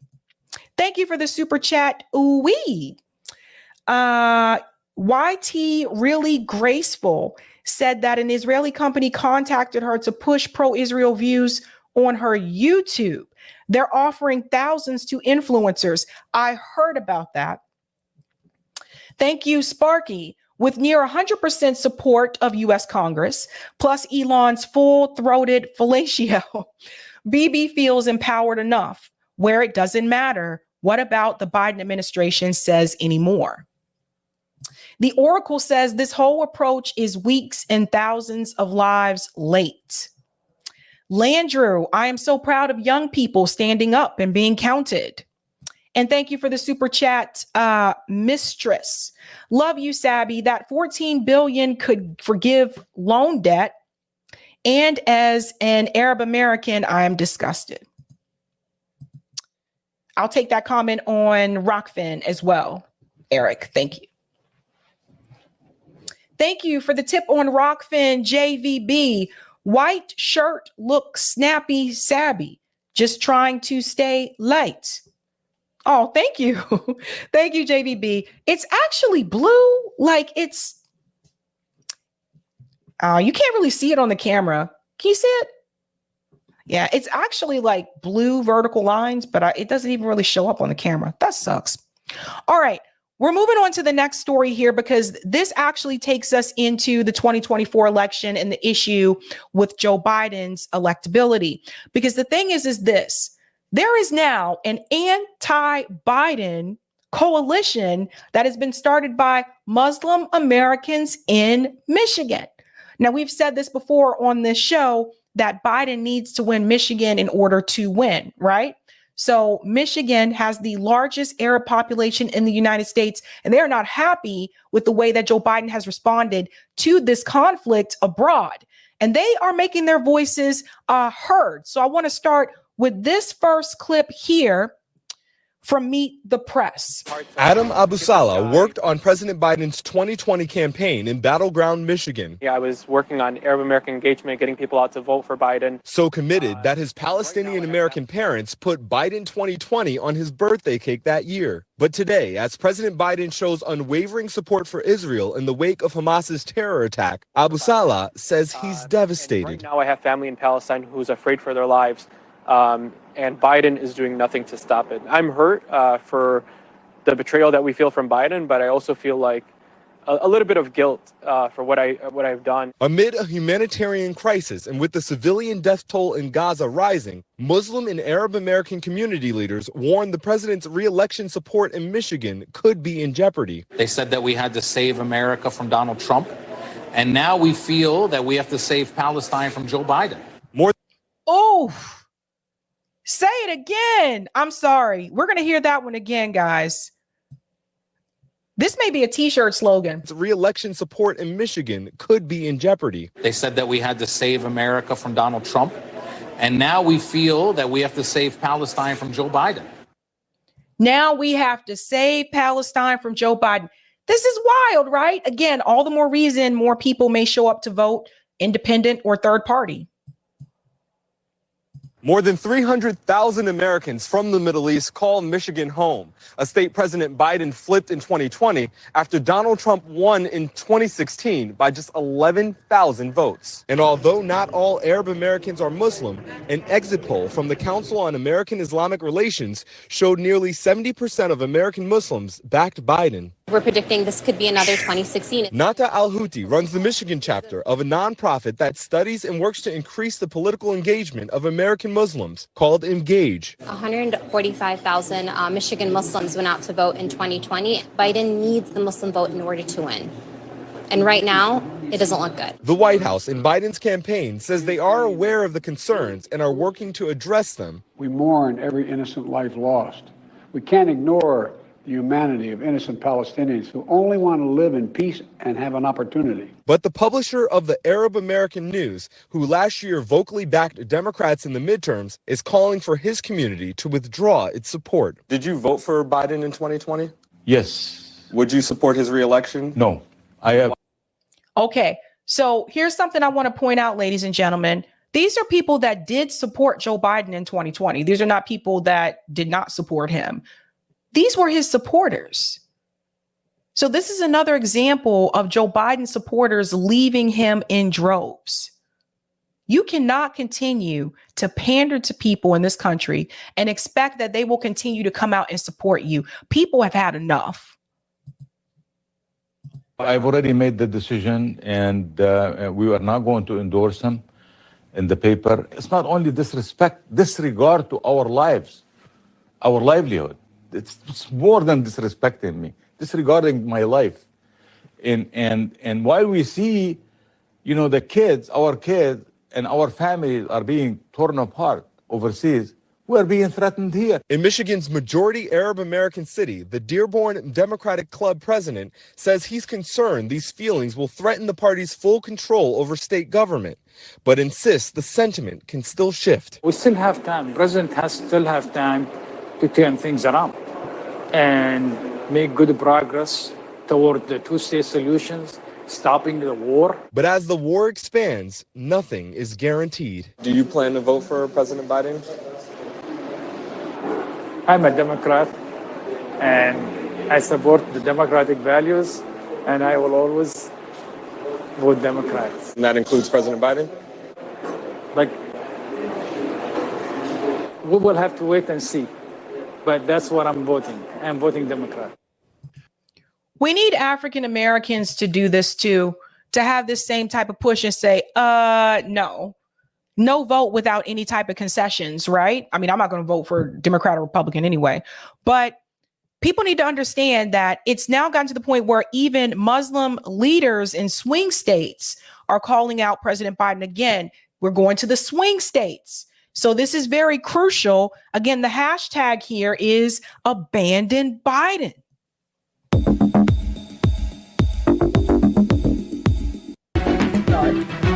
Well, in our spotlight, Muslim community leaders from several swing states are gathering on Saturday in Dearborn, Michigan. This is the home to the largest concentration of Arab Americans in the U.S. They are calling out what they say is President Biden's refusal to call for a ceasefire in Gaza, saying the president's stance could affect their support for him in crucial swing states in 2024. Now, the campaign that they're calling Abandon Biden is what they say is a reflection of their outrage over President Biden's handling of the Israel-Hamas war. Public pressure is building for President Biden to call for a ceasefire. I want to bring in our panel here. ABC News Chief White House Correspondent Mary Bruce, ABC News Zoreen Shaw is with us as well, along with ABC News contributor and former Hillary Clinton 2016 presidential campaign official Amanda Renteria, and ABC News political contributor and former Trump administration official Sarah Isker. Ladies, thank you so much for being with us. Mary, let's start here with you. How concerned is the White House right now with these rumblings from progressive Democrats and this whole abandon Biden movement? Yeah, well, Kira, the president certainly is well aware of all of the pushback and the political pressure that he is receiving, not only from members of his own party, but also, of course, from the Muslim community and from young voters. Look, the president has been walking this really fine line, both on the world stage and domestically, between trying to offer his staunch support, of course, for Israel and their legitimate right to defend themselves, while also trying to constantly urge Israel and really warn Israel to do more to try and limit civilian casualties and to address the growing humanitarian crisis there. First of all, she's using the words urge and warn. I would say forget about urging them and warning them. You have to demand it. You have to demand that they stop doing it. What's this urge and warn? And I warn you, if you don't stop doing this, then what? The U.S. is going to do what? The White House has also, though, been quick to point out that the majority of the Democratic Party, much of the country, does support the president's approach to this war, supports his handling of this. That said, every vote counts, especially in critical swing states. We saw that in the last election in 2020. So this president isn't going to take anything for granted. And that is why you are seeing him continue to reach out to Muslim communities. I think to continue to try and be very cautious going forward in how he speaks about this conflict. And of course, continue, most importantly, to urge Israel to take additional steps to try and make sure that their approach is more targeted, more surgical going forward, and to do everything they can to try and protect civilian lives. You know, Joe Biden, rather, he continues to reach out to Arab communities or not, if they see that you're still allowing the killing of their people, your reach out doesn't mean anything. Now, I'm going to connect this to the Black community too, because remember when we were demanding to defund the police? Remember all this? Remember during the George Floyd protests when we had hundreds and hundreds of people out in the streets all across the country? Actually, that was an international protest as well. Remember all that? Remember the demands that we had? I think one of the biggest demand was to defund the police. People say there were no demands. No, the demand was to defund the police. Not everybody agrees with that, but there was a demand, right? The problem is that we didn't demand do this or we're withholding our vote. Nah, we went out there and voted for Joe Biden, and then he decided to give more money to the police. So it didn't make no sense to me because we got no concessions over fear. Trump bad, so please go do this. And we didn't get anything in return. So now you have the Arab community, they are making demands to Joe Biden to say, you do this or we are withholding our vote. And in terms of that approach and his rhetoric surrounding this, Doreen, I know you've done extensive reporting on Muslim Americans. What are you seeing, and what do you think the president is he understanding how much support he's losing from this group right now? Yeah, not just losing support from a very consequential group of them. I mean, many Muslims I've spoken to, including ones in key swing states, have told me they will not vote for Biden. Look, over the weekend, you just mentioned Muslim leaders from places like Michigan, Georgia, Pennsylvania. They got together to launch that group in Dearborn, Michigan called Abandon Biden. And they're promising two things: that they will not vote for Biden and they will actively campaign against him. Now, they haven't endorsed another candidate, and broadly speaking, they are not friends of Donald Trump, but Michigan itself has over 200,000 Muslim voters. That would have been enough to swing the state last time and the time before. Now, Ammar Moussa, he is the Biden campaign spokesperson. He has said that Biden knows the importance of earning the trust of every community, as Mary also mentioned, and he continues to work closely and proudly with leaders in the Muslim and Palestinian communities to listen to them, stand up for them, fight back against hate. But Kana, with the exception of very, very few Muslims, broadly speaking, I have not spoken to too many Muslims who feel like Biden is doing enough. That part right there is very telling. And yes, they are already campaigning against Joe Biden. Now, I couldn't see them supporting RFK Jr. because his position on this issue isn't great either. But I could see some of them either deciding to stay home and not vote at all in 2024, or supporting Cornel West or Jill Stein, who are actually have the best position on this issue in reference to those that are running for president right now. So this is the thing. This may be a time, 2024, where the third party and independent candidates could really disrupt the duopoly. And I think that's going to be a sight to see. We'll have to stick around and see what happens in 2024. But again, the point that I want to make is that here is a community of people that are making demands to the president of the United States, and that they are threatening to withhold their vote. And this is something I think any other group can do, any group, right? And I think we should learn something from this. Wow. And Amanda, too, as Doreen points out, these votes are extremely consequential here. So if Muslim voters are not going to vote for Biden, where do they go? Well, that's just the thing, is the options here are not a lot. And in fact, over time, the Democratic Party has worked really hard to build a big tent, be as inclusive as possible, not only to different religions, but also to a younger generation. And right now, that's a difficult balance to have. But the way you do it is you show up. And that's what you're seeing from the Biden administration. They are going to places, having difficult conversations in order to bridge a very complicated situation right now. And this is going to take a long time to continue to build that relationship. But there's no doubt right now it's tenuous, but you have to keep showing up and building that connection, because there are no other options for these communities who are looking for something different other than Biden right now. Notice what she just said there. There are no other options. There are other options, obviously, right? But showing up to those communities, and again, stop showing up only when you want someone to vote for you. That shit drives me crazy, right? It's time for me to, have my reelection. I'm here. You haven't heard from me in years, but I'm back. Just stop doing that. Stop the pandering. But this gentleman here, Hassan Shibli, is a part of the hashtag Abandon Biden campaign.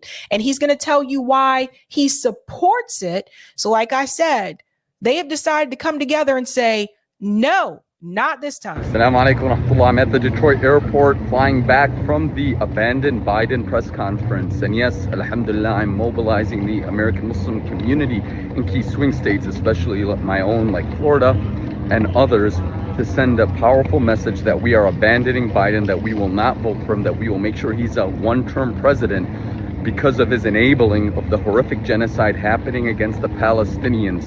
Israel has resumed the bombing of Palestinian civilians. Around 10,000 children have been killed every single day.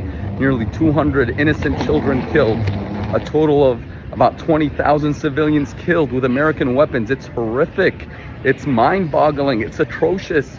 And unfortunately, Biden has enabled this. He has blood on his hands. Now, people will say, well, what if someone worse than Biden is elected? Someone worse for America? Someone that perhaps is worse on the Palestine issue? My brothers and sisters, we have to send an important message that Palestine is a red line for the American Muslim community. And we have to send a message that if you enable genocide, the community will abandon you. The community will not vote for you. You will lose office. Only then can we hope that in future elections, it may take 4 years, 8 years, 12 years, 20 years, but at least we will send a message.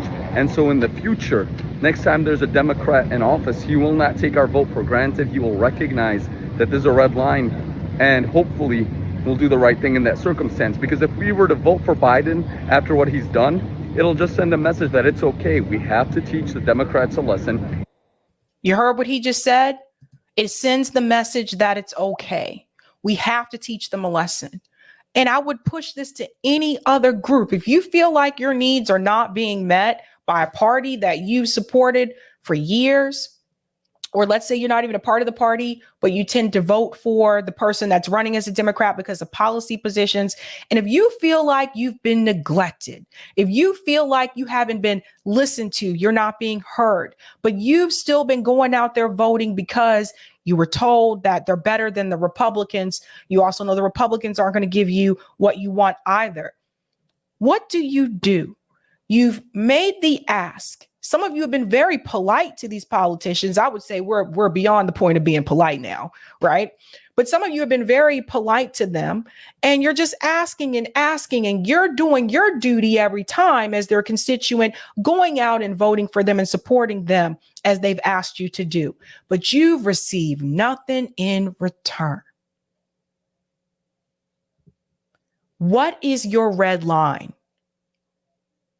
And for him, he told you, red line, Palestinian struggle. He said that is a red line for us. He said those of us that are part of the Muslim community, we got to speak up about that. And we got to hold that line. What is your red line? That's the first question you need to ask yourself. And then, has that red line been crossed? And if it has been crossed, why are you still supporting these people? This guy came back from the conference. They had a abandoned Biden conference in Detroit. We have to teach all candidates a lesson that this is a red line. And if they want our vote, they can't support genocide. And frankly, that's in line with what the American people want. Over 80% of Democrat voters support a ceasefire, yet only 8% of members of Congress do because they're bought out by AIPAC. 56% of Republican voters support a ceasefire, but no member of Congress who's Republican supports a ceasefire, again, because they're bought out by AIPAC. So my brothers and sisters, I think if Biden wins, it'll be disastrous, but if he loses, they're going to look back and they're going to say, yup, we lost the election when we enabled genocide, and in the future we can't be enabling Israel to commit war crimes using our tax dollars and our weapons. So I'm proud to stand with the Abandon Biden campaign. I urge you all, we have to send a message. Even if the next person is worse, it's okay. That's the only way we can teach a long-term lesson and hopefully shift U.S. foreign policy so it doesn't enable such horrific bloodshed. Assalamu alaikum. Very well said from that gentleman there. You have to teach the lesson. Now, what was really interesting to me, and I want to bring up this message here as well. Maxwell Frost, he was a Gen Z candidate that ran for office and he won. He actually had in the beginning the correct position on Israel and Gaza. He supported the BDS movement, and then he found out that AIPAC was going to try to put some money up against him. So he abandoned that movement and decided to become like John Fetterman and side with that cause. Now he's actually out here begging people, because see, he knows what's happening, begging people, if you're under 26, if you're 26 and under, Donald Trump, if he becomes president, wants to ensure you that you won't have health care. So you see what they're doing? The Democratic Party now they're pushing out the Gen Z representative here in Congress to fearmonger them and say, guys, I know you don't like Joe Biden, but you got to come out and support him because Donald Trump is going to take away your health care. And you're saying that to some of these people. Some of these people don't even have health care anyway, right? So this is what they're doing. This is how you know they're getting scared. Of the Republican Party for President of the United States, saying he wants to repeal the Affordable Care Act with absolutely no other plan in mind, which means for all young voters watching right now, if you are 26 and under, Donald Trump, if he becomes president, wants to ensure that you don't have health care. Of the Republican Party for President of the United States, saying he wants to repeal the Affordable Care Act with absolutely no other plan in mind, which means for all young voters watching right now, if you are 26 and under, Donald Trump, if he becomes president, wants to ensure that you don't have health care. Of the Republican. So here comes the fear mongering, right? So if you already don't have health care, does this really make a difference towards you? No, it doesn't. If you are between the ages, he said under 26. So if you're under 26 and you're still on your parents' insurance, does this really make a difference to you? No, probably not. So he's trying to fearmonger people about the healthcare situation, even though Joe Biden never implemented his expansion of the Affordable Care Act that he said that he would. That did not happen. And it's where even the State Department, so I don't know if everyone remembers, but Josh Paul actually resigned from the State Department because of this issue. There's so many people that are not with what Joe Biden is doing, not just the Muslim community. Here is Josh with Christine Amanpour, and he's talking about why he left, right? So we're just going to play the first part of this. Even the State Department, listen. I was struck by what the U.S. Defense Secretary said. I mean, this is a very bold military assessment that this amount of civilian killing is going to lead not only to this tragedy that the world is witnessing, but a strategic, he used the word defeat. Yes. And so tell me, how do you assess what he said? I think he's right. And I think what you see is a tension between those of us who have worked in political and military fields on the ground in the Middle East and in the defense establishment, in the uniformed services, who understand that this is not going to work. This is not going to lead to the result that Israel wants. It is just going to prolong the suffering of both the Israeli and the Palestinian people for another generation, as opposed to, I think, a very political, ideological perspective that is coming from the political level in the US and in Israel and in the UK, that thinks that there is a way to make this work. There is not, and the suffering we are seeing on the ground really reflects that. I can't recall a time in my experience where I've seen such a disconnect between our values and our actions, or between the perspectives of our political leadership and the realities on the ground. So again, this is Josh Paul. He resigned from the State Department over sending arms to Israel. This guy came from the State Department, one of the biggest propaganda machines in the country. And even he said, this is not going to work. All in all, I think for the first time in my adult life, we have a president whose approval rating, actually, we have a president that has a group of people that actually supported him that are now unwilling to support him over a foreign policy decision. And I think this is the first time I've seen this in my adult life, For the number of people that tell me that Americans don't care about foreign policy, apparently when it's something that hit close to home, Americans do care about it, especially during a time when we have inflation. The minimum wage increase was not passed. We have to think about these things, all these things connected. They're even admitting that here on MSNBC when they talk about the fact that foreign policy decisions may cost Joe Biden the election. You have a new piece, an op-ed piece in the Los Angeles Times about how the Biden administration's handling of this war, the Israel-Hamas conflict, could actually have a real impact on his re-election bid, which is something we don't often see for foreign policy. But explain to us what you mean. Sure. Joe Biden, first of all, let me just establish right out of the gate that most Americans don't really think too much about foreign policy at election time. The 2024 campaign might actually give us that rare phenomenon where American voters care deeply about foreign policy. They're seeing these images of Palestinian suffering come in from Gaza as well as the Ukraine war. So we might actually be focused on foreign policy. Given his track record, given his deep experience in foreign policy, Joe Biden should theoretically do really well. But what we're seeing is that because of his administration's handling of the war in Israel, he's losing a lot of progressives when it comes to and imperiling his re-election bid with those progressives, right? 70% of voters under 35 years old do not approve of the way he's handling the war. A minority want him to be as full-throated in the support of Israel as he is. So we're seeing a lot of progressives that, Israel didn't used to be a kind of a controversial issue for Democrats. One pro-Israel lobbyist told me about a decade ago that his job was basically pushing upon an open door. But we're seeing that change. And then also, so he's getting hit from the left on the Israel war. And according to our survey at the Institute for Global Affairs, we're starting to see independents really align with Republicans when it comes to the war in Ukraine.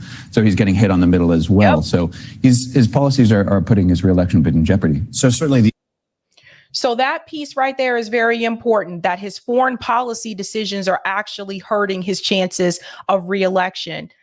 You know, there have been multiple times that we've said that the Democratic Party obviously cannot win without the African-American vote. But I think something that Joe Biden did not take into consideration when it came to the swing states, the Arab population that came out to support him in 2020 was actually really significant.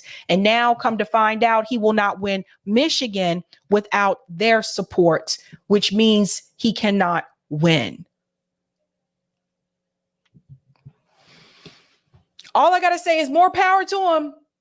That is the anti-Biden campaign. It is actually happening, folks. Like I said, they actually had a convention in Detroit. They're not playing around. Thank you for the super chat. Colin says, it's great that the Arab community is standing up against Biden in this way. I wish the Black community had the same type of courage. Me too. Same. Terry says Black people are taking a stand for no tangibles, no votes. Thank you, a kid, for the super chat. Sabby, Muslim community aligning on not voting for Biden. All POC and allies must align on what is required for our votes by any candidate. Hashtag abandon Biden. Robert says state and local independent runs have more of a chance. That is true, Robert. Jody, my red line as a lifelong Democrat voter was Joe Biden on the top of the ticket. I like what you did there, Jody. Thank you for the super chat, DC. My dad can't afford health care working for a hospital. That's another one too. I've had friends that were nurses. I know one in particular. At one point, they were making like $20 an hour, like as an RN. I was kind of surprised by that. But they couldn't afford the health insurance. Thank you for the super chat, Rodrigo. Sabs, you should have on Whitney Webb. Great reporter. If you know how to reach Whitney Webb, let me know. I would love to interview her, but I can't find contact information for her. I went to the Unlimited Hangout on that website to find it, but there's no way to contact her, it seems like. So if you know how to reach her, let me know, Joe. All right, we're moving on to our next story here. And this probably is the most controversial story of the evening. Pramila Jayapal had an interview recently with Dana Bash on CNN, obviously about Israel and Gaza, but in particular about the accusations of sexual violence towards Israeli hostages. Now, I'm going to go into this interview saying this because I've already watched this a couple of times. What Pramila tried to do here is she tried to talk about, the issues with the behavior on both sides, on the side of Hamas, on the side of the state of Israel. But apparently that is not what Dana wanted to hear. And you'll see in this interview, the moment she starts to call out, the violence that has come from the state of Israel, Dana Bash has a problem with it. In fact, Pramila Jayapal has been smeared since this interview. So just be on the lookout for it, because I can imagine that AIPAC is probably going to get someone to challenge her next, because they don't like the fact that she said anything bad about the state of Israel at all. This is how far we've gone. Let's get into it. With the collapse of the temporary truce between Israel and Hamas, here in the U.S., Democratic divisions over the direction of the war and Biden's support for Israel are once again on full display. Here with me now is House Progressive Caucus Chairwoman Pramila Jayapal. Thank you for coming. It's nice to see you in person. Let's start with where we are right now with the war. The White House says very clearly that Hamas is to blame for the collapse of this temporary truce for a few reasons. One is that they refused to release the remaining women, some of whom, sounds like most of whom are 20 to 30-year-old women. They're hostage inside Gaza. They also renewed the military attacks against Israel. You have repeatedly called for Israel to implement an indefinite ceasefire. But given what we have just seen with what I just described, is that realistic? Well, let me pause there for a second. So she's bringing up the accusations, and this is coming from an article that Barry Rice shared as well, that there are women, some of the hostages that there's accusations that there was assault, right? I want to be careful how I talk about this on YouTube, but that there was assault. What I find to be pretty interesting is that we're just hearing about this now, right? I think whenever there are these types of allegations, I think there should be an investigation. Now, what I do want you to know, what Dana Bash is not going to tell you, is that the state of Israel does not want to allow an investigation. That seems strange to me. And it seems like to me what's actually happening is that this is an effort from mainstream media and other political, politicians as well, and other pundits to try to find a way to shift the narrative. So what's one way of doing that? They've done this before. They did it with Syria. They did it with Afghanistan. They did it with Iraq. You bring up the fact that there are women and the women are claiming that they have been assaulted. Again, we don't know if this is true or not. We don't know. But the fact that they're not even allowing an investigation, which the UN said there should be an investigation, that is very suspect. So listen to what Jayapal says. That's what has to happen, and I do think it's realistic. I think what we saw is after, many weeks of saying we couldn't get to a ceasefire, that was not going to happen. We did have a temporary ceasefire, and what happened? We were able to see a significant number of hostages released. We were able to get humanitarian aid into Gaza, and I think the long-term plan for what happens is incredibly important.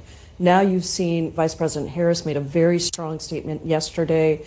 Defense Secretary Lloyd Austin also was very clear that if you engage in urban warfare in the way that Israel did in northern Gaza, what you will do is perhaps win a temporary victory or a reprieve, but you're not going to win the long-term strategic war. So the only way, Dana, to get through this is to make sure that we, first of all, do not have the kinds of casualties that we saw in northern Gaza. There's no way to do that with the kind of war that Israel is waging right now on Gaza. Well, a couple of things. One is, you said it worked. Yes, there were hostages who were released, but it wasn't even an actual hard ceasefire. They were just trying to get another day, and Hamas wouldn't comply. So what makes you think that Hamas would comply with a longer-term ceasefire? Well, I think Israel did not comply either. Dana Bash is leaving that out. This is all about negotiation. Qatar has been incredibly helpful here. It's not clear to me from the reporting who was to blame for. You don't believe the Biden administration, that Hamas? Well, I just think it's won't very release complicated. young women? I think it's very, very complicated. So you see what Dana Bash is doing? She's saying to Pramila Jayapal, you don't believe the Biden administration? So this is to throw Pramila Jayapal under the bus. Look, I got a lot of criticism for Pramila Jayapal. Again, I told you, I think she's that friend that says they're going to show up to fight. And then when you guys meet at 7 o'clock, Pramila Jayapal stays at home and you see her the next day in school. She'll say, oh, I forgot I had something else to do. You know, I feel like she is that type of politician. I also feel like I've heard from other people from within inside that DC bubble that Pramila Jayapal wants to be more vocal, but she's afraid. She's very much scared. If I was Pramila Jayapal, I wouldn't have even done this interview. By the way, they don't have to do that. Did you know that? These politicians, they don't have to do these interviews. Okay. So there's that. But the thing is, this is a way for Dana Bash to try to get Pramila Jayapal to admit that she does not believe or trust Joe Biden. So notice how she just kind of snuck that in. You don't believe the Biden administration? It's not, we don't have all the information in front of us. We obviously can rely on some statements that are made, but I think that in these negotiations, everybody wants something. And I think Qatar has said that Hamas is still at the table. Israel should still be at the table. In fact, some of the the Israeli hostages are saying that Israel should still be at the table because this is complex negotiation and it doesn't happen unless both sides are willing to come to some kind of an agreement. That's how we got the first 7 days.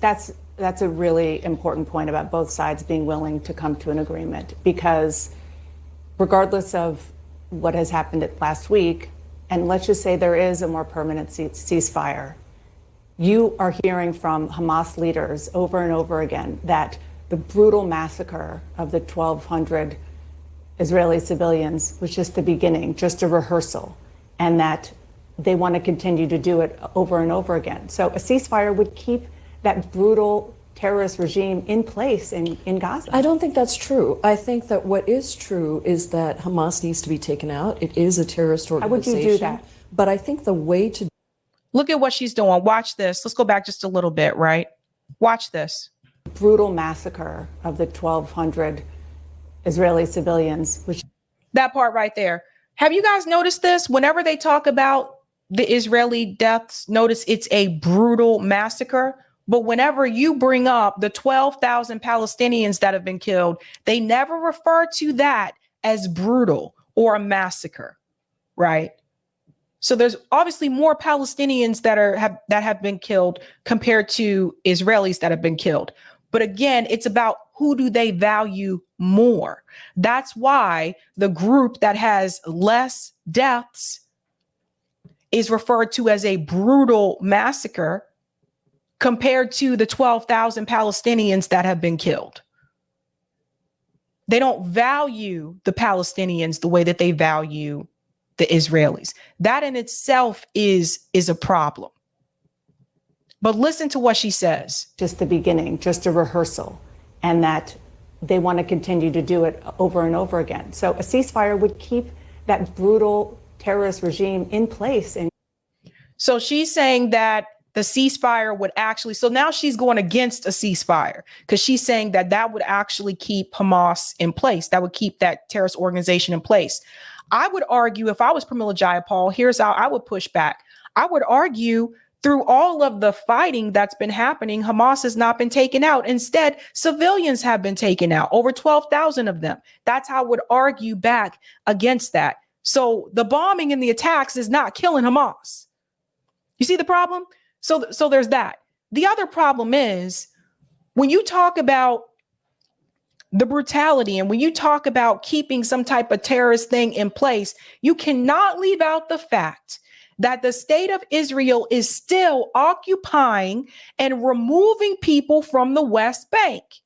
She don't want to talk about that. This is why, guys, they continue to go back to October 7th. Because they only want you to focus on what happened that day. This is how they get around trying to explain what Israel has done to the Palestinian people. That's an important thing to pay attention to. In Gaza? I don't think that's true. I think that what is true is that Hamas needs to be taken out. It is a terrorist organization. How would you do that? But I think the way to do that, as many terrorism experts have said, is to create a durable and strong coalition of allies within the Middle East, with the United States, with Israel, to make sure that we have a long-term political solution, that there is an alternative to Hamas to lead in Gaza and to establish a state for Palestinians. Why is she asking Pramila Jayapal how she would do that? Pramila Jayapal is not in charge of foreign affairs. You notice the slip up here? So she's doing that again on purpose. How would you do that? That's not the position that Pramila Jayapal is in. This is why I don't understand why this interview was even done with her. She should be asking Kamala Harris these questions. She should be asking Joe Biden these questions. She should be asking anyone that's in any position, the higher up ranking officials in, I would say, the defense. Anyone that's a higher up ranking official in defense, she should be asking them those questions. Why is she asking Lloyd Austin these questions? This is a setup. And I don't understand how Pramila Jayapal walked into this interview and didn't understand that this was a trap. Just like Star Wars, it's a trap. This is, I mean, we have to condemn what Hamas did on October 7th. We cannot allow for 15,000 Palestinians to date to have been killed, 3/4 of whom are women and children, and say that that is going to help us in the long term. Listen, morally, Dana, but also strategically for Israel. The only way through this is to create a situation where there is a political solution that involves a Palestinian state and an Israeli state. Notice how Dana continues to try to interrupt her when she starts to talk about both sides. Really, what you're talking about could make sense. It's just unclear how you get from here to there. Who's going to get rid of Hamas if there's no continued war? And I think what you're relying on is the pressure from Arab states, and they haven't been willing to do that. It's not. So this is Dana Bash trying to come in for CNN, for mainstream media, and convince the American people and to change the narrative to push them to believe that the war must continue in order to execute Hamas. As we have seen since October 7th, all of the fighting, all of the deaths is not executing Hamas. But this is on purpose, guys. This is CNN trying to find a way. Let's see if we can shift the narrative among the American people and get them to think a little bit differently about this. It's not working because people can see that the casualties that are actually happening is not Hamas, it's the Palestinian civilians. So she's here to keep the pro-war narrative. Part of the reason they haven't been willing to do that is because we have been allowing Israel to literally indiscriminately bomb hospitals, violate international humanitarian law, and so we are creating even pre-October. Okay, even pre-October 7th. Notice how she interrupts her anytime she says something critical about Israel. You see this? To literally indiscriminately bomb hospitals, violate international humanitarian law, and so we are creating even pre-October. Okay, even pre-October 7th. Can I just ask you one more thing about that? You have seen the information and intelligence that Hamas has used its own civilians. The death of civilians it's horrendous. But Hamas has used its own civilians as human shields. Those hospitals and so forth are places where Hamas keeps weapons and keeps its Hamas leadership, that they have their headquarters there. So that's Dana Bash struggling there. Remember, that was already debunked on Mehdi Hassan's show on MSNBC when he actually had the interview with Netanyahu's prime advisor there. So remember that. Remember, he talked about the video that the IDF made, and he said, this This paper that was on the wall was not actually names of people. That was actually just a calendar. Remember, they talked about the fact that that video, it obviously had been edited. So Dana Bash is reaching here. Let me see what else I can pull to get her to admit to we have to continue the war and that there shouldn't be a ceasefire. This is very, very desperate. This is CNN being very desperate, people. They are trying to really reach and grab all kinds of straws that they can. They're even repeating things that have already been debunked. I don't want you to talk about the fact that Israel violated war laws, Pramila. So let me talk about the fact how Hamas was using people as human shields. Weapons and keeps its Hamas leadership, that they had their headquarters there. Dana, international humanitarian law says that you cannot attack a hospital unless there are some circumstances. If rockets are fired from that hospital, that is one thing. But hospitals are protected. We have had refugee camps that are bombed. Right now, there are even the only pediatric hospital in Gaza is not operating. If we want to defeat terrorists, we have to abide by international humanitarian law. That is just my fundamental belief. And that at the end of the day, what we need is a lasting coalition that is not going to be formed if Israel continues to do what they are doing. And the United States cannot be backers of this kind of indiscriminate bombing. That is my firm belief. We should have conditions. And you have to understand, too, this isn't the first time that Israel has attacked hospitals. They've actually done this before, even before October 7th. So my thing is people like Pramila Jayapal and other people should have been calling that out back then. On military aid in the same way that we do for every other country. I want to ask you about sexual violence. Here we go. It's kind of remarkable that this issue hasn't gotten enough attention globally. Widespread use of rape, brutal rape, sexual violence against Israeli women by Hamas. I've seen a lot of progressive women, generally speaking, they're quick to defend women's rights and speak out against using rape as a weapon of war, but downright silent on what we saw on October 7th and what might be happening inside Gaza right now to these hostages. Why is that?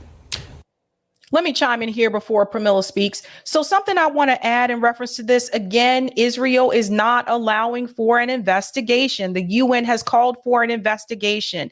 And two, where was this same concern, deep concern about this type of violence towards women from Dana Bash when you had other people who accused Democrat politicians of the same thing? Where was that same type of concern from Dana Bash when you had Palestinian women accusing IDF soldiers of the same type of violence? So again, once again, pay attention, people. They are telling you to your face that one group of people is better than the other. Where have we seen this before? Anytime something horrible happens to the Palestinian people, yeah, let's make an excuse. Human shields. But it's always the opposite when it happens to the Israeli people. I mean, I don't know that that's true. I think we always talk about the impact of war on women in particular. In fact, I remember 20 years ago, I did a petition around the war in Iraq. You said, saying have that, you talked about it since October absolutely. 7th? And I've condemned what Hamas has done. I've condemned Specifically all of against the women? actions. Absolutely. The rape, of course. But I think we have to remember that Israel is a democracy. That is why they are a strong ally of ours. And if they do not comply with international humanitarian law, they are bringing themselves to a place that makes it much more difficult strategically for them to be able to build the kinds of allies to keep public opinion with them. And frankly, morally, I think we cannot say that one war crime deserves another. That is not what international humanitarian law says. Okay, with respect, I was just asking about the women, and you turned it back to Israel. I'm asking. You see what's happening here? With respect, I was just asking you about the women, and you turned it back to Israel. So again, Dana Bash does not want you to say that Israel is at fault for anything. She wants you to put all the blame on Hamas. Pramila Jayapal is pointing out, issues on both sides. And Dana Bash doesn't want her to do that. So now it's like, oh, Pramila Jayapal, you're really bad towards women. I was talking about the women and you turned it back around to this. You see, this is one of the reasons why CNN's ratings are in the toilet. This is one of the reasons why. Who pays her? Who's she really working for? Who Dana really working for? You about Hamas, in fact. I already answered your question, Dana. I said it's horrific, and I think that rape is horrific, sexual assault is horrific. I think that it happens in war situations. Terrorist organizations like Hamas obviously are using these as tools. However, I think we have to be balanced about bringing in the outrages against Palestinians. 15,000 Palestinians have been killed in Israeli airstrikes, 3/4 of whom are women and children. And it's horrible. This is where Pramila messed up, because if I was Pramila Jayapal, I would have brought up the fact that, just to let you know, Dana, Palestinian women have also had those same accusations against IDF soldiers. That's what Pramila Jayapal should have hit back with. Not just the number of people that have been killed. We know that. Dana already knows that. She's prepared to push back against that and just say, oh, yeah, I know it's awful. But these women, how do you fight back with that? You fight back with that. Well, what about the Palestinian women who have these accusations against Israeli soldiers? That's how you fight back against that. Because what Dana is going to continue to do is she's going to find a way to make it look like you don't care about women, but in particular, you don't care about Israeli women. And that's what Dana is trying to do. So she's like, yeah, I know. And it's awful. Airstrikes, 3/4 of whom are women and children. And it's horrible, but you don't see Israeli soldiers raping. Well, Dana, I think that is false. So you see what's happening here? This is CNN. Hold on. Blatant lies, ladies and gentlemen. She is blatantly lying. Watch. And it's horrible, but you don't see Israeli soldiers raping. Well, Dana, I think we're not. For her to sit there and just tell that lie. What if some of the Palestinian women who are prisoners, what have they said? The ones who have been released, what have they said happened to them when they were in prison? There's an entire documentary where there's a bunch of dudes that were part of the IDF. They're older now. They were part of the IDF, where they go on talking about what they did to the Palestinian women when they kicked them out of their homes. There's entire documentaries about this. This woman is bold-faced lying. There's been no investigation. But she wants you to believe, when it comes to the Israeli women, the Israeli people, she wants you to believe in the IDF. She wants you to take their word for it. But when it comes to the Palestinian people, they need to see proof. We need evidence. Who reported it? Where did the source come from? Again, they are proving to you once again that they value one group of people over another group of people.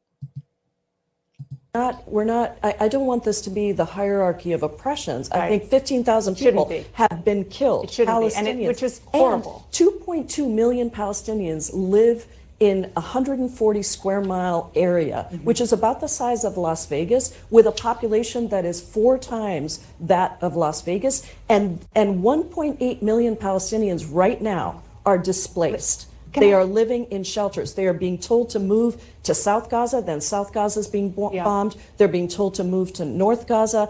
There are no homes left. The vast majority of infrastructure has been destroyed. This is not the way that we are going to beat terrorism, whether it's Hamas or some future iteration of Hamas. On that note, I want to talk about what this means domestically for President Biden. You've warned that the way that the Biden administration, the president, notice how she was able just to shrug that off. She doesn't care about anything Pramila Jayapal said. I don't care about those Palestinians being taken out of their homes and being occupied. She don't care. She don't give a fuck. Dana is sitting there trying to collect a check. That's it. She don't care. She don't care. reading notes that were written for her. She didn't write those notes, or reading from a teleprompter. She's not doing any research. Information is handed to her and she reads it. I've toured these studios. I know exactly what goes on. That's it. Information handed to you and they read it. That's all she's doing. But Pramila Jayapal missed an important moment here. Because if Pramila Jayapal had done her research, she would have known that Palestinian women have made those same complaints against IDF soldiers. And she didn't even push back on it.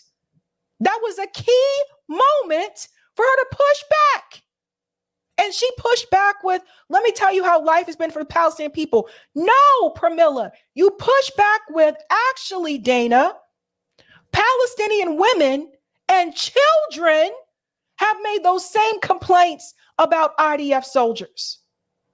That's how you push back on that. President himself is handling this war jeopardizes his support among progressives and Muslim American voters, and that they could actually stay home. Do you think that that is, how big of a threat, political threat, is that to President Biden, in particular when it's possible, at this point probable, that Donald Trump would be his opponent? And he's not exactly warm when it comes to Muslims. Yeah, that's an understatement. Look, I am a supporter of President Biden. I have been out there for the president, and I will continue to be, even though I think that the way that this, the handling of this war started was unfortunately such that it has alienated huge communities. We have to be realistic about that, and we have to do work right now to address that, not just with outreach here, but actually looking at the situation in the Middle East and recognizing that Palestinians deserve the same respect, innocent Palestinians deserve the same respect as innocent Israelis. And we've got to talk about that. We've got to get to that long-term solution. And at the end of the day, the United States has its reputation to think about globally. And if we alienate all of our allies in the Middle East, that is not going to help us ensure that President Biden wins domestically at home. So I just want to say this: the U.S. reputation globally was not good before this war. But to the rhetoric that Dana spewed about the sexual allegations, this came from Barry Weiss. It says, I saw this beautiful woman with 8 or 10 of fighters beating and assaulting her. She was screaming, "Stop it. I'm going to die anyway from what you are doing. Just kill me." They were laughing. The last one shot her in the head. Savages. Now that comes from this report here, which says that Hamas assaulted and beheaded women at rave massacre, etc. So she shared that. Again, you got to understand who Barry Weiss is. You know, I swear to God, this woman is cringe. Like, she's one of the cringe journalists. But she's doing her role here again, right? To try to get people to be more sympathetic towards the state of Israel. Now, Max Blumenthal, however, responded to Barry Weiss with this: there is no mention of the source of this claim, Yoni Sedan, in any Hebrew or English media prior to December 3rd. 0 Yoni Sedan social media profiles are sharing this story, except to say they're not responsible for it. No individual Hamas assault story has been confirmed, yet we're supposed to believe 10 armed men assaulted a single woman in a chaotic scene, presumably with police and other gunmen firing around them. This is a fabrication designed to justify genocide, and one likely inspired by other lurid fables. So let me post this here because he's sharing this from Yoni, and it was translated here by Google. It turns out that this quote from another Yoni Sedoun in the Times this morning, as someone who witnessed the horrors at the party in Ra, caused a subsequent attack by female investigators from all factions on my Instagram account. Well, it's not me. So you guys see this? You see what's happening here? So Yoni is saying that that's not even him. So you see what's happening here. So that was Max Blumenthal responding to what Barry Weiss said. Again, they're claiming that this happened at the festival. Again, like the UN said, there should be an investigation into this. It is strange, though, that nobody reported this until after December 3rd. So that's the point that Max is making there. And if I was Pramila Jayapal, I think she should have brought that up as well. However, that being said, of all the people to agree with this, Miss Hillary Clinton had the audacity to speak on this. Her of all people. Listen to this. As you well know, many women and girls were attacked brutally by Hamas on October 7th, and they have testified to the gender-based violence that they both experienced and witnessed. As a global community, we must respond to weaponized sexual violence wherever it happens with absolute condemnation. There can be no justifications and no excuses. No justifications and no excuses. Bill Clinton was excused. Joe Biden was excused. Of all the people who talk about there can be no justifications when it comes to, obviously, sexual assault accusations, no justifications and no excuses, they got Hillary Clinton's ass to make this video and make this statement. Because Hillary Clinton had no problem making justifications and excuses when her husband, Bill Clinton, was accused of sexual assault when he was governor of Arkansas. Her name was Juanita. In fact, if I remember correctly, Hillary Clinton went on to shame and smear the women. Let her finish. Rape as a weapon of war is a crime against humanity. Such atrocities have no place in any society or any conflict. It is outrageous that some who claim to stand for justice are closing their eyes and their hearts to the victims of Hamas. Girl, you talking about yourself. She's talking about herself. How many times did you close your eyes, Hillary? How closed were your eyes that you didn't even see that your own husband was sleeping with a damn intern, okay? And you live in the White House. Other people knew about it. How closed were your eyes? Were your eyes closed or were they open and you chose to ignore it? How closed were your eyes all the different times that your husband was accused of sexual harassment, sexual misconduct, and sexual assault by other women? This was even before he became president, boo. How many times did you close your eyes, Hillary, so that you can fulfill your political ambitions? Closed your eyes when Tara Reid filed accusations against Joe Biden. Your eyes were closed then too. All of a sudden, the justification and the exemptions were okay because it was a member of your party. She got no room to talk. No room to talk. Your husband, who was friends with Jeffrey Epstein, pictures of your husband and Jeffrey Epstein, Bill on the island, still don't want to talk about it. Don't want to release the names because Bill's name might be in that book, right?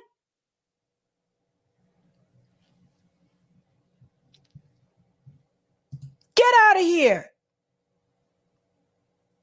Of all the people.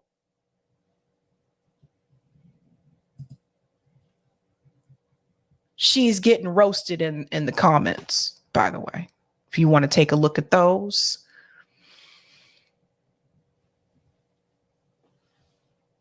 Check that out when you have a chance. We got one more story for you. I'm going to go ahead and go to the comments. JB says, can we talk about the epidemic of sexual assault in the IDF against female Israeli soldiers?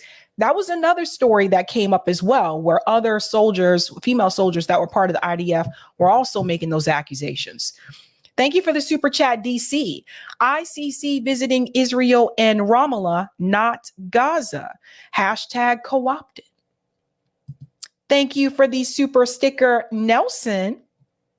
Thank you, Heidi. Hope Biden and Trump lose. And thank you, Lorez. Squad and Shill Hill are clowns. Congrats on 60K Sab. Thank you so much. We have one more story for you, and then we will head into call-in. Let's start with the good news first. The good news is this.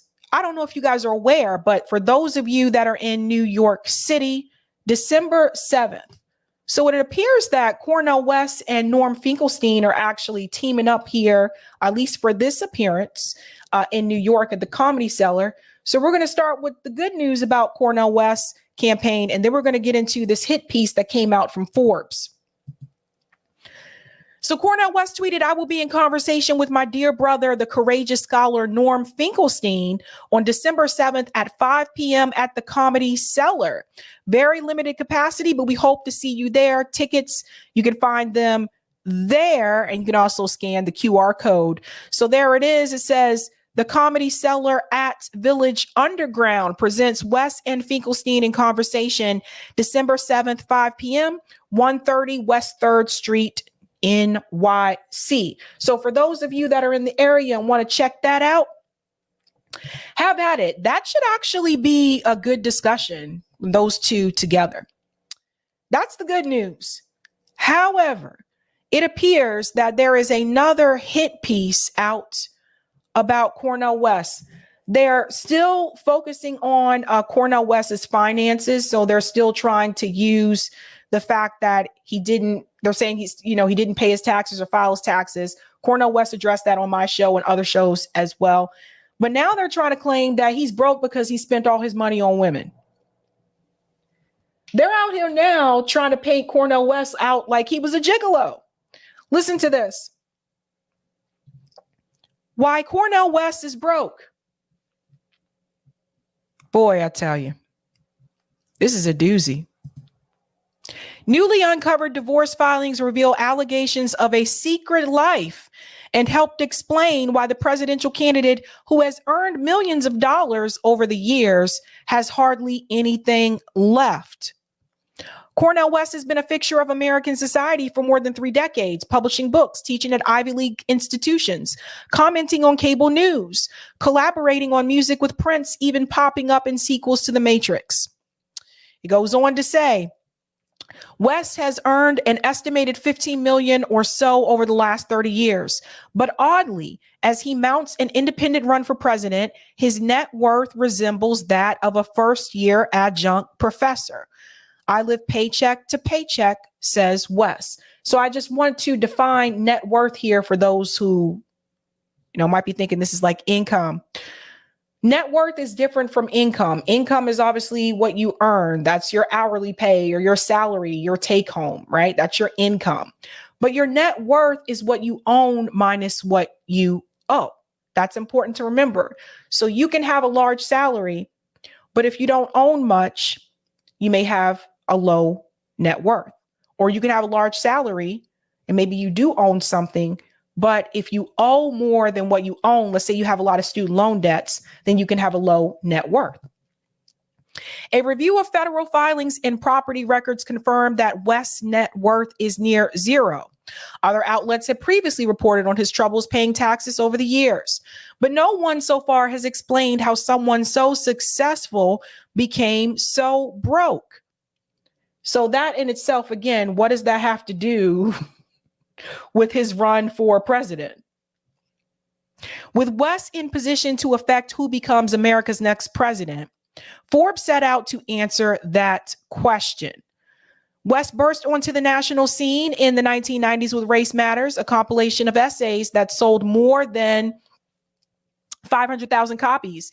He traveled the country to deliver speeches, hauling in more than $500,000 a year. Much of the money flowed to him with no taxes deducted. West blew it on many things, especially women, leaving little left for Uncle Sam by the time tax season arrived. So here they are, I guess, trying to paint Cornel West to be a gigolo. Let's continue. The liens piled up $144,000 in 1998, $105,000 in 2000, $205,000 in 2001, and so on. Almost like a reptile biting its tail, he says now. West lived in a Four Seasons condo in Boston, which he later admitted he could not afford, and rode around in a Mercedes or a Cadillac. First of all, Eric, peep this game. Do we have a Four Seasons in Boston? I don't think we do. Maybe this is a long time ago. Eric, if you can Google that, let me know if we still have a Four Seasons here. Okie doke, let me continue. One of his 4 ex-wives accused West of maintaining a covert apartment in Boston for $5,000 a month to use as a love den.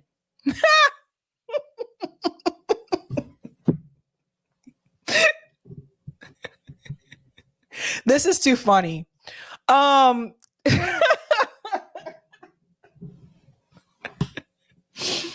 use as a love den. I kid you not, guys. She also alleged that despite not having any health conditions, he later took a medical leave from his job at Harvard to live a secret life with another woman in New Mexico. So apparently, okay, thank you, Eric. Eric says there is a Four Seasons. I'm not familiar with it. So apparently they're saying that Dr. West had a secret life with another woman, yada, yada. Okay. I just don't understand what that has to do with his run for president. So he was married, whatever it is, what it is. What does that have to do with his policy positions? Let's continue. In court documents filed in 2002 and 2003, West did not deny burning money on affairs, at least one of which produced a child. He acknowledged he had an 18-month-old daughter at the time. Well, let's make a comparison here, folks. And I don't know if this is true, just FYI. But let's say it was. Who else had affairs? Name a president who didn't have affairs. I'm thinking about it. Donald Trump had affairs. Joe Biden had affairs. RFK Jr. had affairs in the past. I know he straightened out his life, but he was a ladies' man in the past, right? JFK had affairs. So it's weird that they're using this as like a smear, because to me, it's just like, okay, again, I don't know if this is true, but if it were true, why are they acting like, boy, I tell you. And in his 2009 memoir, Brother West, Living and Loving Out Loud, West confirmed some of the less salacious details. But when asked in November to respond to claims he'd hid or wasted close to $1 million, at least some of which went to support extramarital affairs, West offered via email that the allegations were too ridiculous to attend to then and now, my brother. He did not respond to a follow-up inquiry that detailed his ex-wife's specific allegations. He responded to them on this show. You can go back and watch that interview where he explained all of this. In 2002, he blamed his financial troubles on other factors, such as his soon-to-be ex-wife, propensity to spend money on Chanel clothing, upscale dining, and antique furniture. More recently, after news about his tax lien surfaced, West elaborated on the genesis of his debt problems, suggesting the student loans he incurred as an undergraduate put him in a black hole that he could never escape. I could see how that could happen, especially considering, Cornel West went to prestigious universities. I could see how that happens. That still happens to people today. It goes on to say that's nonsense. After 3 decades in the public eye, West has earned more than enough money to pay back his student loans. Without enormous earnings, West would not owe the federal government so much in unpaid taxes. He still has about $483,000 in outstanding tax liens today. But remember, I told you guys about this piece, and Cornel West did address that as well when he came onto the show. Just because you owe taxes doesn't mean that you don't have a payment plan set up in place to pay those taxes off. So that's important for people to understand. Just like, for example, I have student loan debt. I owe student loans, but I still pay my student loans every month. You see what I'm saying? But obviously, if you look it up, it's still going to show you that I still owe, but that doesn't mean I'm not paying on them. The real explanation for West's financial problems, recklessness. Despite his professional, despite his professorial appearance, West is famous for his toothy smile and W.E.B. Du Bois inspired three-piece suits. He has spent and lived wildly, impregnating and abandoning multiple women. Let me highlight this part.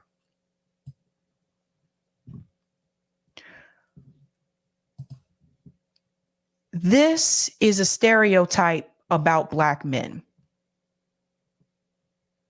Would they use this against any of the white male candidates? Impregnating and abandoning multiple women. Because last time I checked, if you get a divorce, just because you have a child with someone doesn't mean you have to stay in a relationship with them. So pay attention to what they're doing here. Leaving him with significant divorce and child support payments, some of which he failed to pay. Divorce and child support payments, some of which he failed to pay. He addressed that on my show. He said he's made all of these payments, but also I want to add too, they say this as if no man in this country has to pay child support. If government leadership is largely about managing money and maintaining relationships, it's hard to imagine anyone else in the field who is less prepared for the job than Cornel West. Honey, the Pentagon can't pass an audit. The Pentagon can't pass a freaking audit, son. You get me?